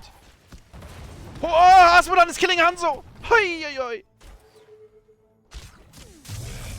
Did you see the laser? The bzzz? Downy flower. Almost killed him.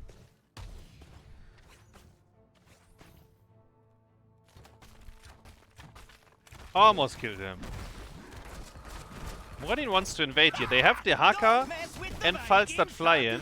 I think Brightwing Z might be still on Downy cooldown. flower. But Ash says, fuck off, Muradin. No one gets in here. The Haka's gonna get licked. Hui! Perfectly timed Stormbolt. Hui! Ah! Wow, Asmodan is so broken, actually. Wow. He just spawns a minion, so you can't Stormbolt here. To be fair, I think Wit was slightly late. But it's, I mean, Asmodan, wow. Insane, actually. You could almost think Zagara can do the same. Hoi, hoi, hoi, these heroes, man. the value off the charts. They get some very good push-up here, though, because Sylvanas is helping him. And while the Haka is good at clearing the easy camp, if he has to 2v1, he can't really do it. Why is he good at clearing the easy camp? Because he can lick them into the wall. I think there's a bot wave. Yeah, Xul is rotating now. So Stukov can finish the hard camp. And for Gonext, no one even started the hard camp, so it's not gonna be a potential play. Speaking about clearing easy camps, so if the Haka has an easy time, Xul kind of struggles, especially if Falstad hovers around and bullies him. And I think Xul is, we see it on the top left, almost dying. Easy camp is still alive. So while they needed a 2v1 on top, Falstad alone is enough down here. He gets scared though. He gets scared because people are now missing on the map.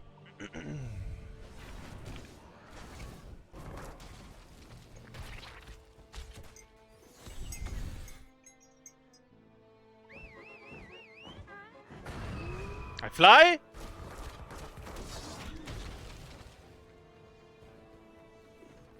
Hanzo full W, by the way, including level 4. As I said, it's a ach nein, Asmodan didn't use his W to cockblock the lick. I think that's a yellow card. Not playing the hero to perfect, you know, potential. Instead, he's using his big hitbox. Instead. We didn't even see how exactly he died. I think Falstad might be in trouble here. They are pinging him, so I don't think he has E. Wait, what? I think Sylvanas didn't have E either. Hold up. I think Sul is in trouble now. Oh, nice scatter by Chelvin. Can they get one more? The lick. He's coming. Gachi lick. No. And somehow everyone global to bottom, so the tribute is free for the Russians here. I don't know about that. I guess. Muradin wants to jump over here. I'm not sure if I like it. Okay. Do they kill if he hits the Stormbolt?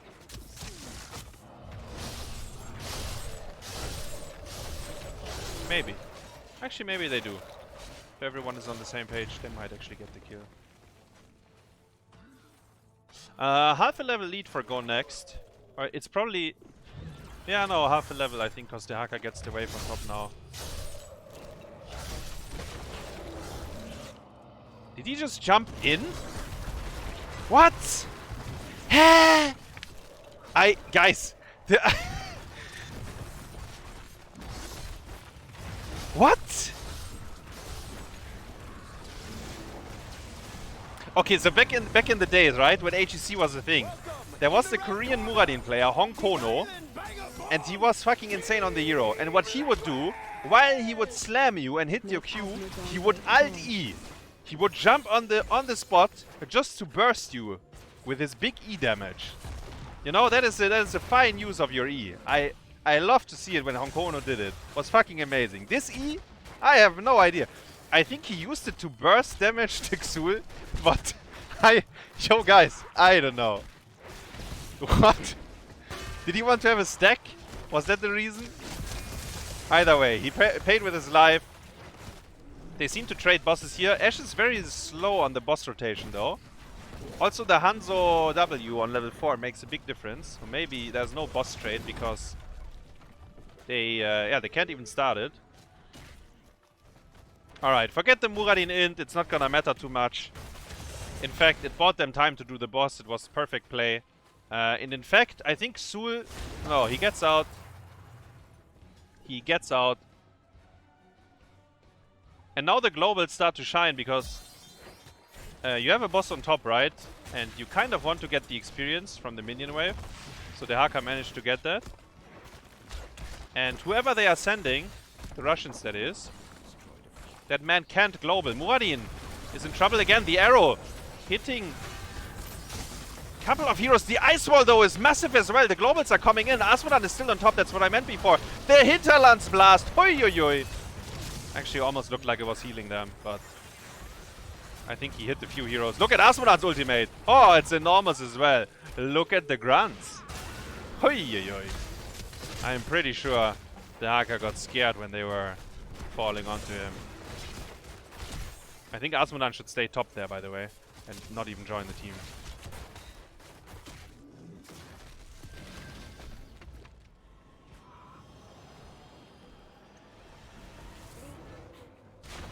It's Dino's Falstad build. It was played earlier already. Siro is playing it for the second time, this best of 5.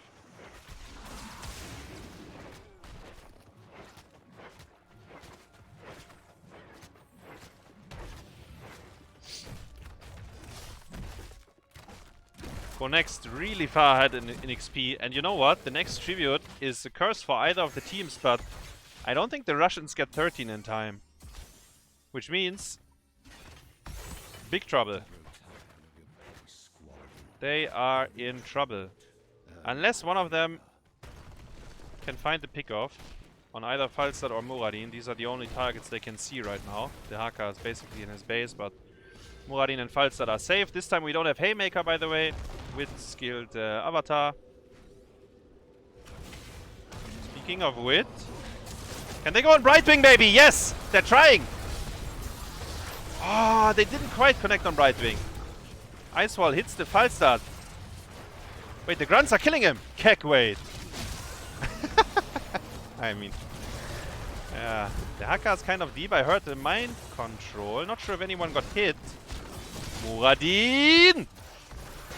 Ah, come on. By the way, if they are level 13 there, I think Stukov hits the double man route onto Shitwing and the Muradin, and the fight is like an absolute disaster. And it happens because... Ah, okay, guys. It happens because they're like legit no respect actually for the opponents. Like holding the flank 1v5 when they are walking up. And they have point and click CC. They win the tribute though. Bot lane. I mean, Xul is already on bot, so bot is gonna be fine. How much can they do? They have triple global, right? So they can technically soak a lot of these waves. The Haka gets top.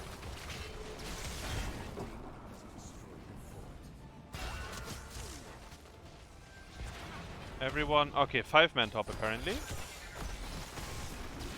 Not level 16 yet, but it's a rough spot for Ashe actually. Trying to force onto the Haka. He does have adaptation, by the way. I don't think I mentioned it yet. Oh, mind control onto Muradin. Mind control onto Muradin. This time he got all his buttons off. He's very healthy. He even jumped out. Maybe he could have jumped in. Gonext can end the game here if they get more kills. No. Yes. No. No kills. What about the boss timers? My feeling says top boss was quite a bit earlier than bottom, right? Yeah, by a big margin, because the bottom boss got stolen by Gonext. So top boss might be up soon. Yeah, 7 seconds. There we go. Thank you, Kaldor.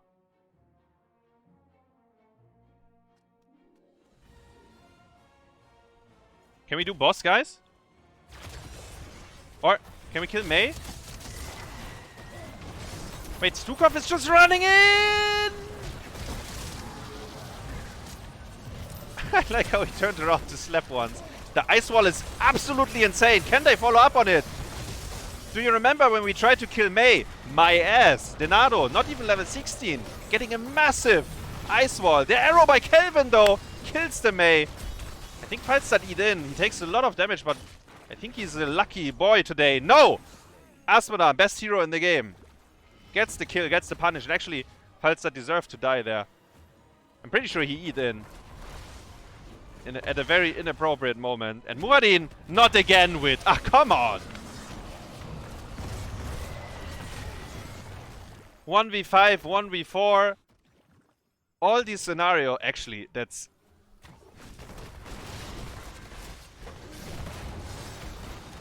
So, if you do it once, right, it's okay. Like, maybe you need a lesson once that Xul is gonna point and click CC you. But this is now the 3rd time in a row? I think Wit wants to go next. It's like, this hero sucks if you don't have Haymaker. Absolute dog shit, this hero.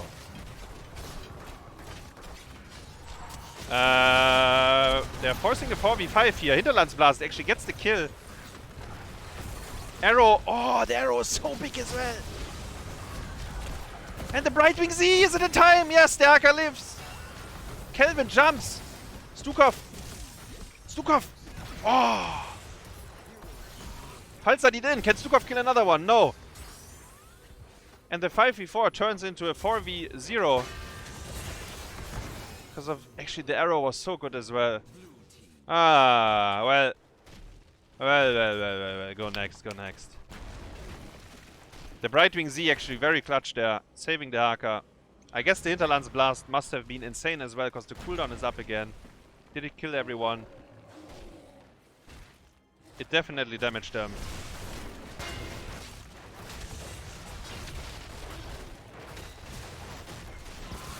Man, they are burning this boss.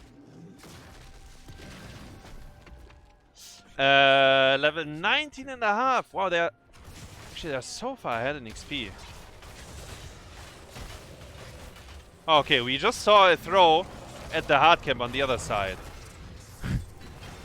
Can we... Can we repeat it? Oh no. No, no, no. 9! Ach! Wait, is Topkeep dead?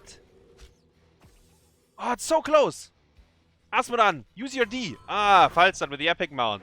Making sure it's not dying. Curse! Ah, the minions were already dead. We need to soak 2 levels if we are the Russians here. Like, yes, Muradin is dead. But we really need to get some experience out of this. Asmodan can maybe globe top keep. No! Xul! Hoi, the Hinterlandsblast getting interrupted by the mind control. And he doesn't globe top keep, he globes the mid keep instead. Hinterlandsblast is still up, guys. Get ready. Get ready for the big one. Boom! Mid keep is down. Top keep is down. Didn't need to globe it. Arrow, 4-man again. Muradin, stun. Ice wall. Asmodan's hitbox is too big. He goes down. No one soaked anything during the curse, by the way. So we are still only level 19.5. Keeps don't give experience when you kill them. Very small flight by Falstad. Gonna be enough though. They will kill Stukov. Is there any boss? No, this time both bosses are still on cooldown. Wait, the easy camp though. The easy camp is up, guys. No, no, no, no, no. Stop. I'm kidding. I'm just kidding, guys. Okay, Muradin used Avatar for the easy camp. There's no bosses. I don't think Gonext can brute force the core. Maybe they can. If they hit a bullseye. Like, the Haka's so bad at pushing the core though. Okay, they do agree. They run away. I think you should stay for one bullseye. But Muradin used his Avatar for the easy camp. That was probably a yellow card as well. If you still have Avatar, maybe you can be a lot more confident going into the core.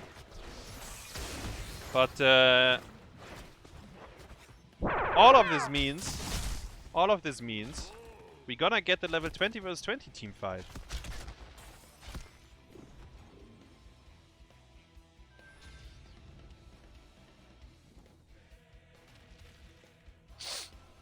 What does level 20 Hinterland Blast do? It has longer range, more damage. Yeah, I think these two things.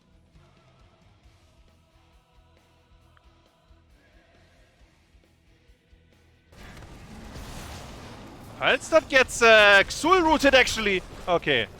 Muradin gets mind control. Okay, wit. But I also have to say, fucking Hinterlandsblast. If he has Gust, he can save his tank who's inting on cooldown. I'm actually lost, guys. Like, yes, Wit is... I think Wit is, like, misplaying this super hard. But also, if his range carry... I mean, they actually lose the game now. This is fucking insane. If his range carry didn't fucking skill... Hinterlandsblast...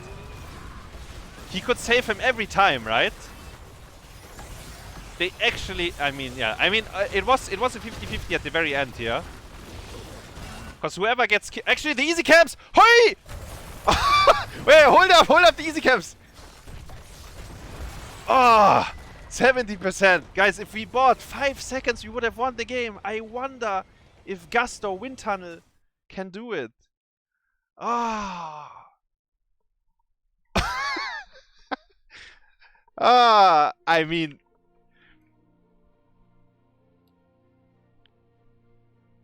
I think... Okay, Wit gets a red card for this game, like 100%. I think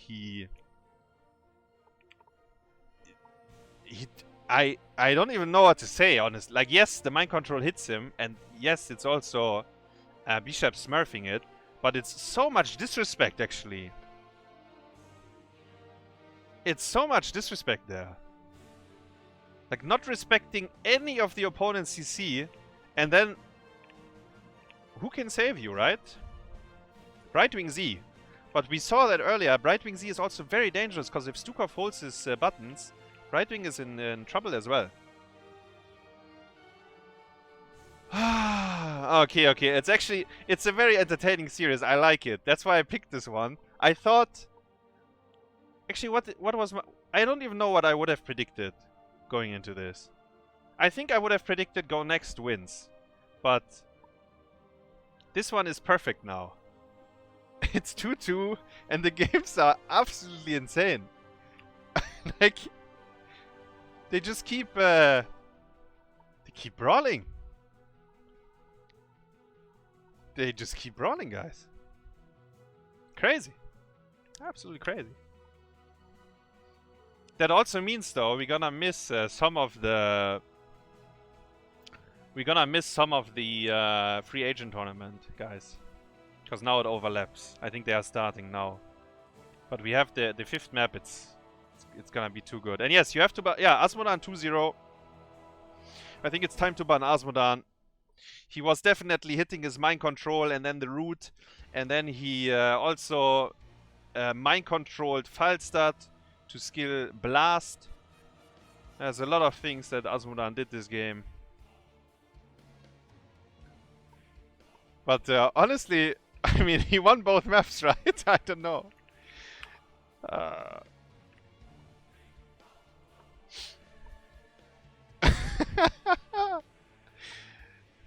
Yeah, Lauva says Gus doesn't do damage. Yeah. Look at my damage, though. I have... one of my teammates likes to say that as well.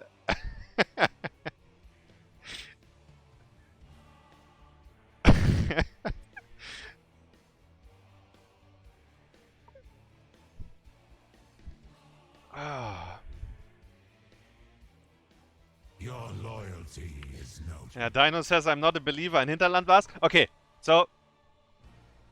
if you wanna do it in Storm League, and you're gonna smurf on them, I'm absolutely fine. Like, I think... sure.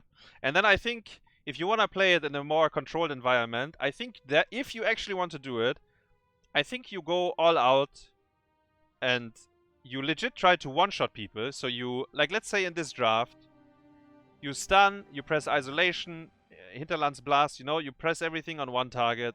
What they did instead is like everyone, you know, presses random shit, adaptation, like a lot of chaotic stuff. And I think the Hinterlands Blast is useless in these cases. And I'm not saying it's like really good in the, like if you are going all out with it, I'm not really sure if it's that much better either, actually.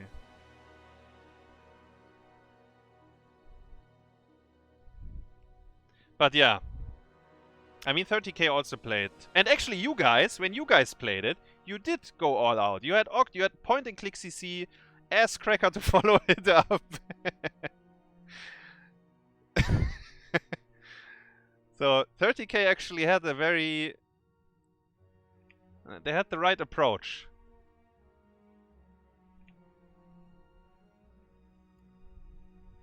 Was Skeleton Mages the right choice over Poison Nova?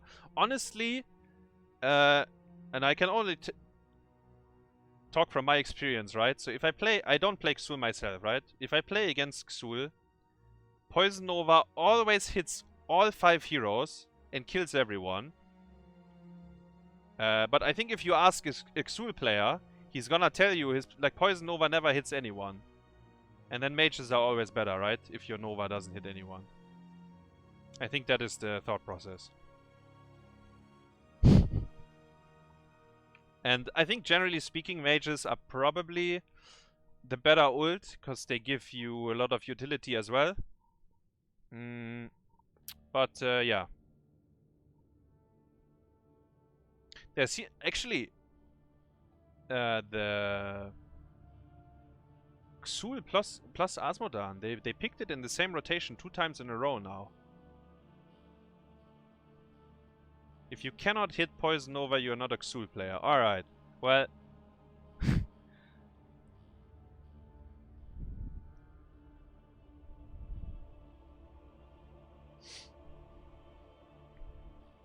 Okay, actually, guys, wait. I show you the map.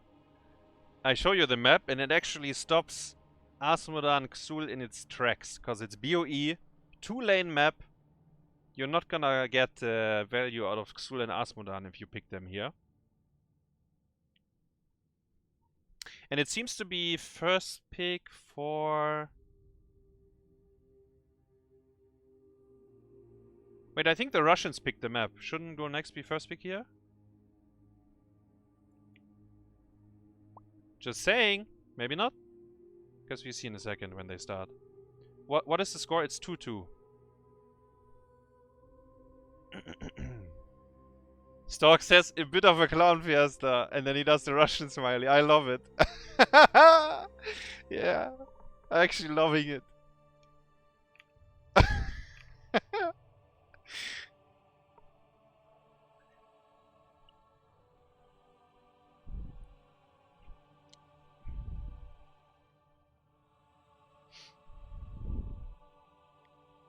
Isn't Poison Nova DPS kinda trash? Did you ever get hit by level 20 Poison Nova? You're legit poisoned until next game. Like you leave the like you type GG, you leave the game, and then you load into the next one, and your bar is still ticking down. It's disgusting. It's actually disgusting. Alright, BOE, it's starting. Let me hide for the draft, guys. I didn't see who's first pick actually, I didn't pay attention. So you will see it in a second here. So it's 2-2, guys. Final map.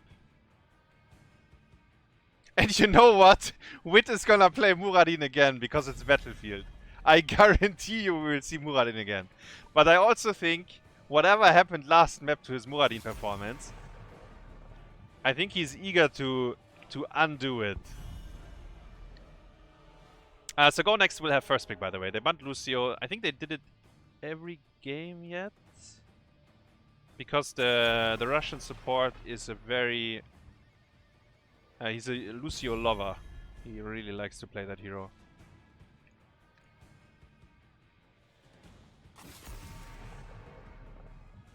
Oh, Gonext actually bans Uther themselves. So last map both teams ignored it. Earlier on Alterac we saw an Uther draft. So what is the ban? Now, do you ban Sonya? Do you ban Hogger? We saw a lot of Hogger. Do you ban Sylvanas? Because apparently both teams... Yes, it is Sylvanas actually. My blades are Do I yours. agree with that? I don't think so, but... It seems like between these two teams you saw a very high priority on Sylvanas. And to be fair, Mind Control looked insane. Looked insane. So Sonya first pick, Chromie is in, May is in, Hogger is in, and Hanzo for Bishepps is in.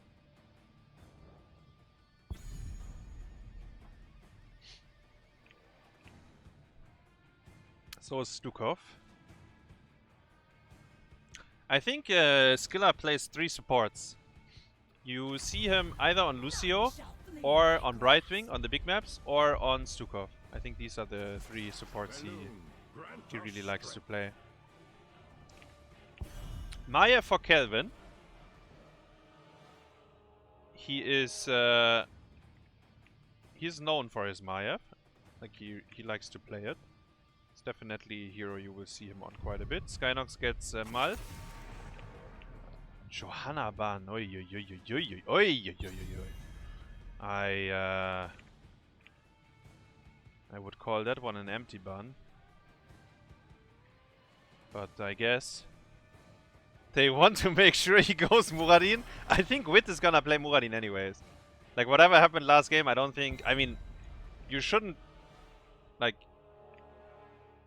If you are a competitive player, you cannot be let down by that performance.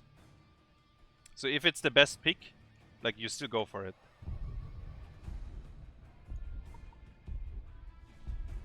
And he really likes Muradin, right? This realm needs me. Varian and Ming Li. We saw Murenas on Liming earlier. He actually looked really good on Liming, right? It was the Vikings game. I think he actually looked good on it. The game ended in a very strange way.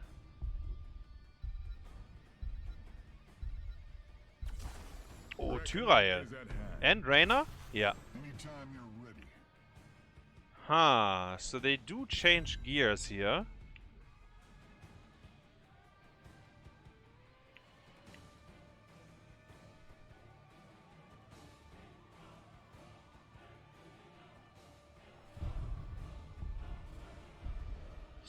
And Stalk gets to last pick his side lane. He can choose, and it's probably D.Va, knowing him, but... Ooh, Chen. Is it Kek? Guys, is it Kek time?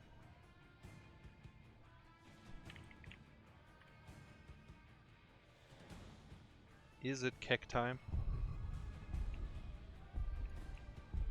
Or is he going Panda Pulse and jumps onto Malfurion?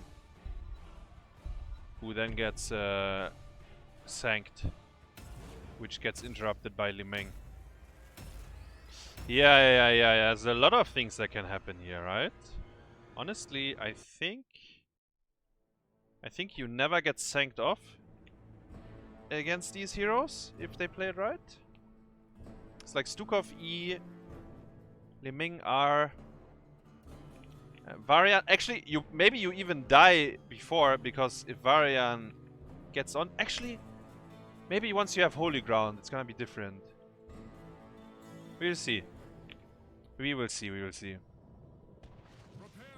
Also, I guess they have pretty big counter engage, especially if they go Leap as well. There's gonna be Maiev and Sonya, who can turn the fight. Race potential is fine for both teams, honestly. Reyna with Exterminator, we have Hanzo W build on the other side. In terms of poking, the Russians have the wet dream for everyone's drafter on Battlefield of Eternity, because they have Liming and Hanzo. I guess the only hero that can compete with that kind of poke is Chromie.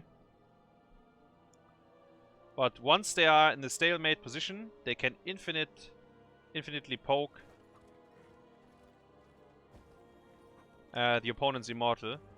So you are on a clock, you have to do something.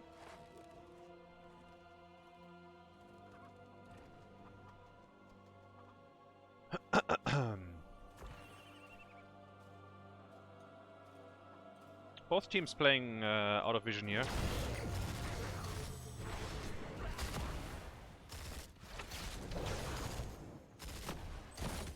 Sonya skilled block. Is that okay, guys? Is that for the lane, or is that a yellow card?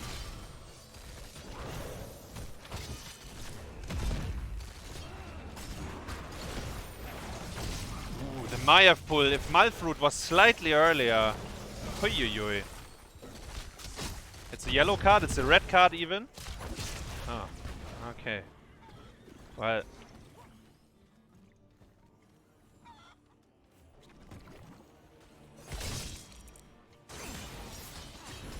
We will see. Maybe Blade doesn't want to repeat his Leoric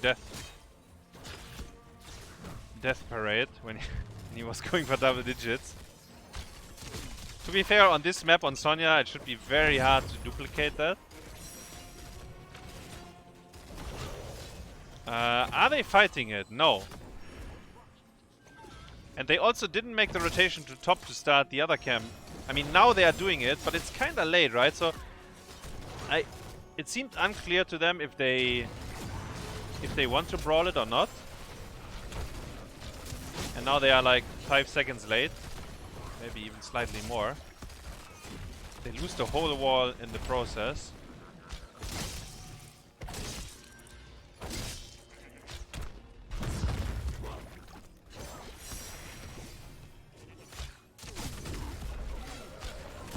So it's small things, right? But they do add up. Taunt onto Reyna! Murenas with a big dick combo, but man, Reyna pressing his E, healing a lot. Maiev. Oh, Reyna gunning down the Stukov. I think Stukov's movement was slightly odd there. That's why he died. But Maiev did a lot of damage in return as well.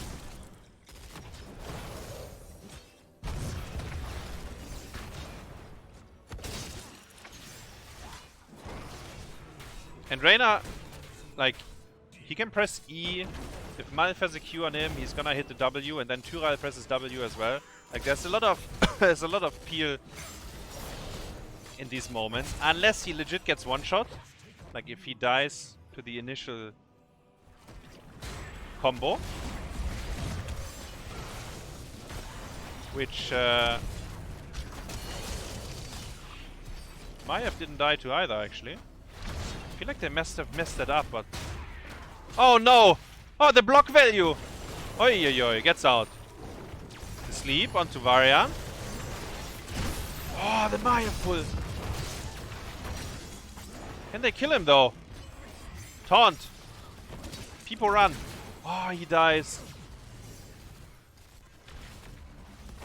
During that, Hanzo was racing though, so this is not the worst deal for the Russians. They will... I think they lose the race, but the... oh, it's actually really close. Oi, oi, oi, oi, 300 HP. Extremely close. But yeah, I want to say the shield is going to be very small. Hanzo working overtime for his team. Making sure they have a chance after this early game, which is honestly pretty bad. They are half a level down. They lost the first objective.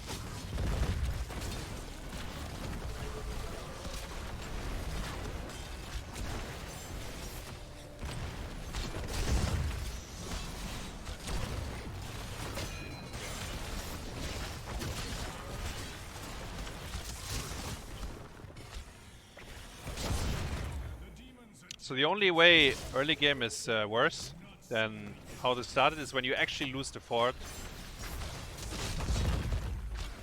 They managed to save their fort though. Chen rotated up here. I think Sonya could auto-attack the fort on bottom, but she decides to do the easy cam. Maybe that's fine. I think she had a minion wave though as well. I think the fort would have been almost dead, but I'm not sure about the Chen rotation. I think that was very optimistic.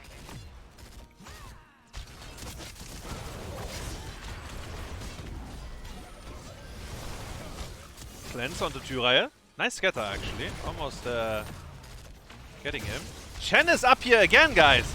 5-man top. Huh? Wait, don't we want to soak for level 10? I mean, now the fort is actually gone.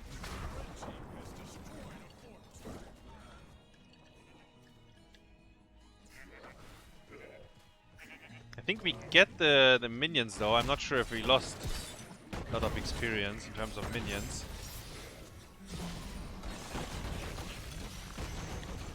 And actually, this early game is almost...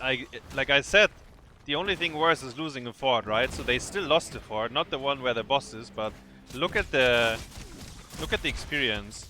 Like, Battlefield, if you fuck up the early game hard enough, you...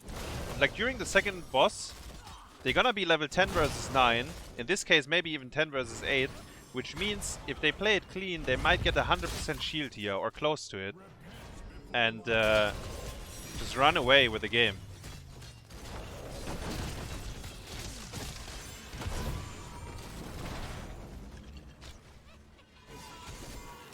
We will see though. Chen is now soaking on bot, 9.5. And there it is, finally level 10. Sanctification, Leap, Trank, and Cage, yeah.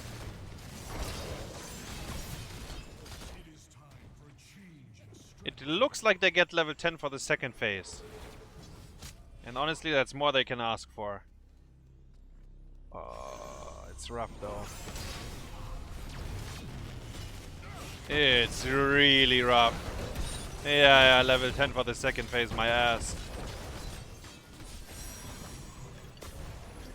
They got decent damage onto the shield at least. Reyna is kind of... is he deep? He kind of was, but Oh, it's Kek! Hoi, the Kek! Oh, and Blade is dying. The block didn't save him. Sanctification couldn't be used. My FK was... yeah. We tried, I guess. Honestly, that fight was pretty okay. For the Russians, they needed to get a kill, because now they prevented them from pushing with the boss. And they don't get anything on bottom either. In fact... Oh. The demon has fallen, but he will rise again in time. Oh, the minion wave scouts them out. Sonya knows the police is coming. It's time to back off. Chen should soak bottom here, I think. So close to the wall. And like, they are somewhat desperate, but not like we just open desperately. Ming! Oi, the base. She managed to base there.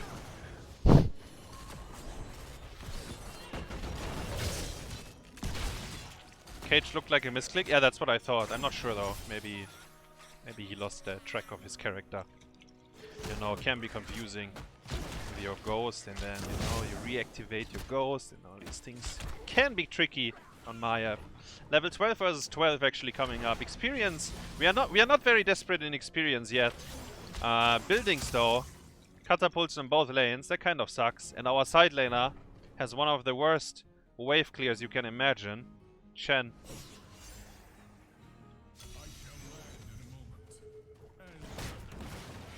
Very bad at clearing waves when it comes to that.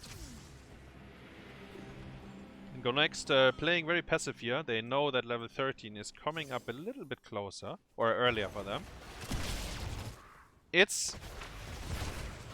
I mean, it will make a difference here, but level 13 is often a talent here that you, if you have to, you can choose to fight into it.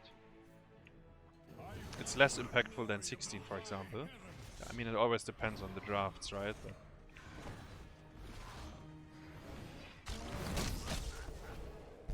Gonext is on the hard camp, and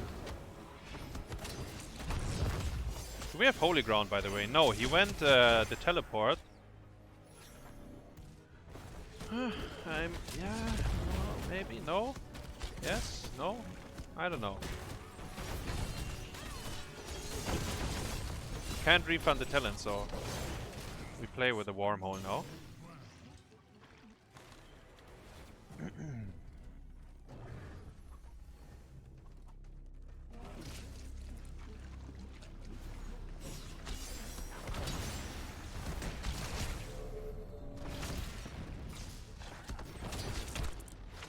If they let Hanzo DPS the boss, by the way, they lose it 100%. Like, they cannot... Like, either they defend or they start racing themselves as well. But, like, walking around is not an option. Hanzo is very quick. Sonya gets good value on top, and actually top is a nuclear bomb. I'll remind you that Chen has very bad wave clear. And in fact, he's not even trying to wave clear. The arrow! Oi, oi, oi. Nice glance, though. Arrow was only on one. It's not what you're looking for. The KEK was never used. I mean... Oh, okay. We got out macro. They had a hard camp, guys. No counterplay. Game over. I mean, KEK was used, but there was no opportunity anymore. I don't know. I don't know what happened there. Yeah. Go next, out macroing them.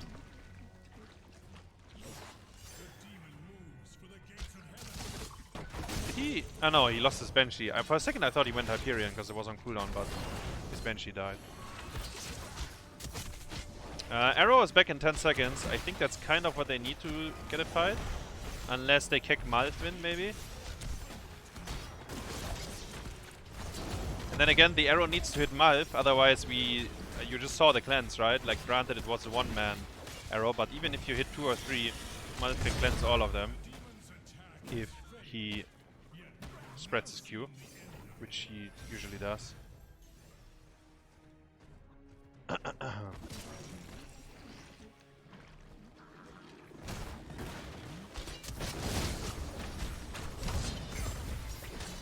So Gonext kind of needs to run it, I think. Because it looks like Ashe gave up on the macro aspect of the map. They 5-man bot, and actually they run into your 4th 5-man. And it looks like they will get the 4th.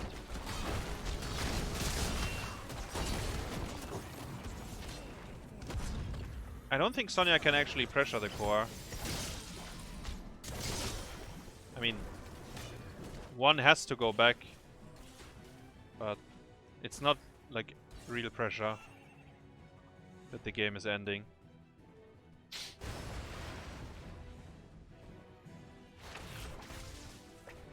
So when is the boss spawning? Level 15? We got level 15, right? Do we have time for 16? I don't think so. It's actually a full level to soak. Yeah, the boss is spawning in 25.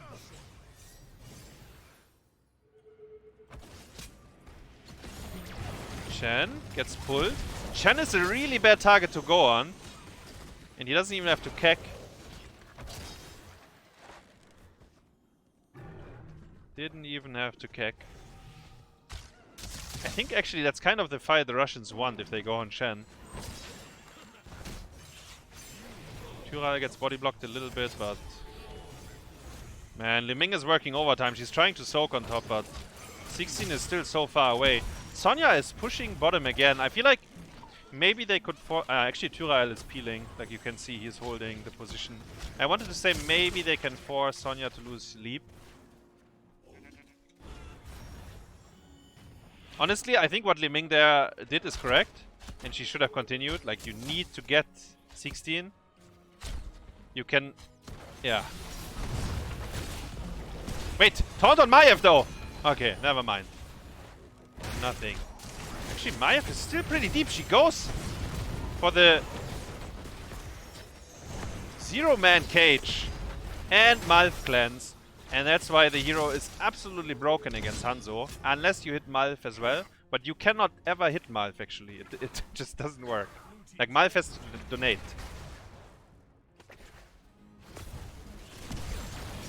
He has to go for a donation. Chen is in trouble here. He still has Kek. I feel like Chelvin is trying really hard to die. Tyrael got stunned by the boss! Ah! And he died actually. Oh no. And I thought Chelvin is trying to die. The Tyrael death might be enough for Team Ashe to get the boss here.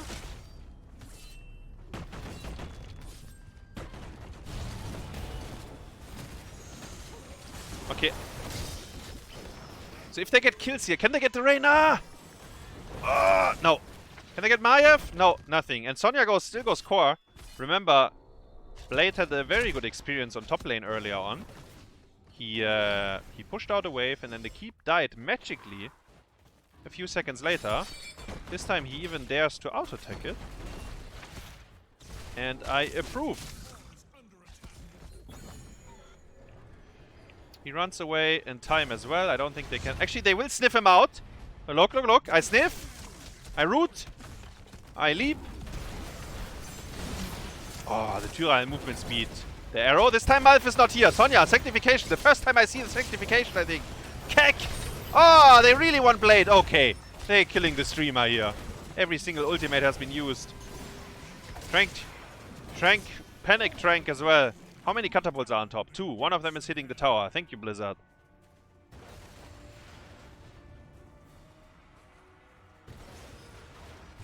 Ruining Blade's KDA. Okay, so defending this fort is really risky for Gonext. I think they have... Oh no! Wait! Wait, the cage. Is it good enough? Li Ming blinked in! She's gonna go down to Reyna! Oi, oi, oi, oi, oi. The cage. Good enough. I said it was dangerous for Gonext. Well, apparently, my ass, Maiev, getting the Omega turnaround. And I think Li Ming donating her life. Ah, looks like Gonext is gonna win this series, 3-2. Not the most flashy game here, but after all, pretty dominant, I think, on BOE. Like a few hiccups here and there, but they got it.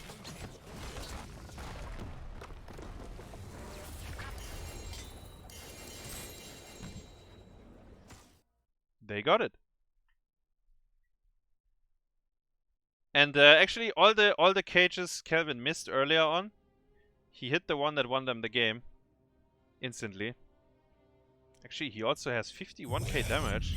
Apparently, when I said he's trying to int, he actually was. I think he was just farming damage.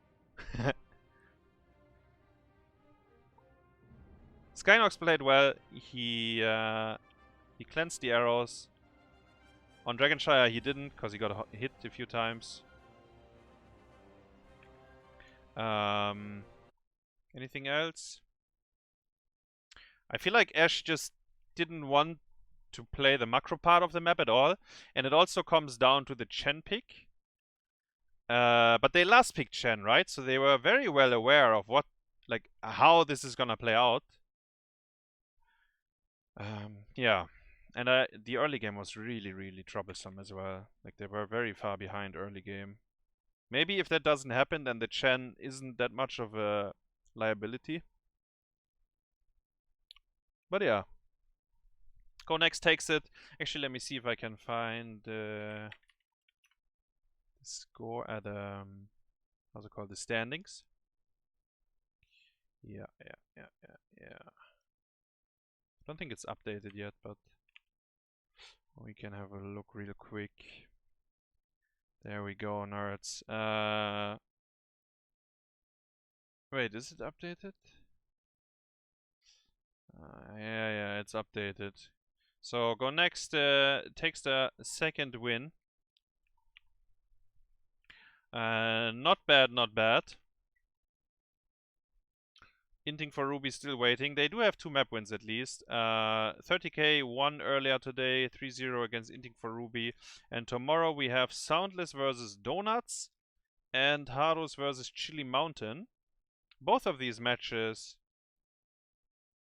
like top 5, I guess, right?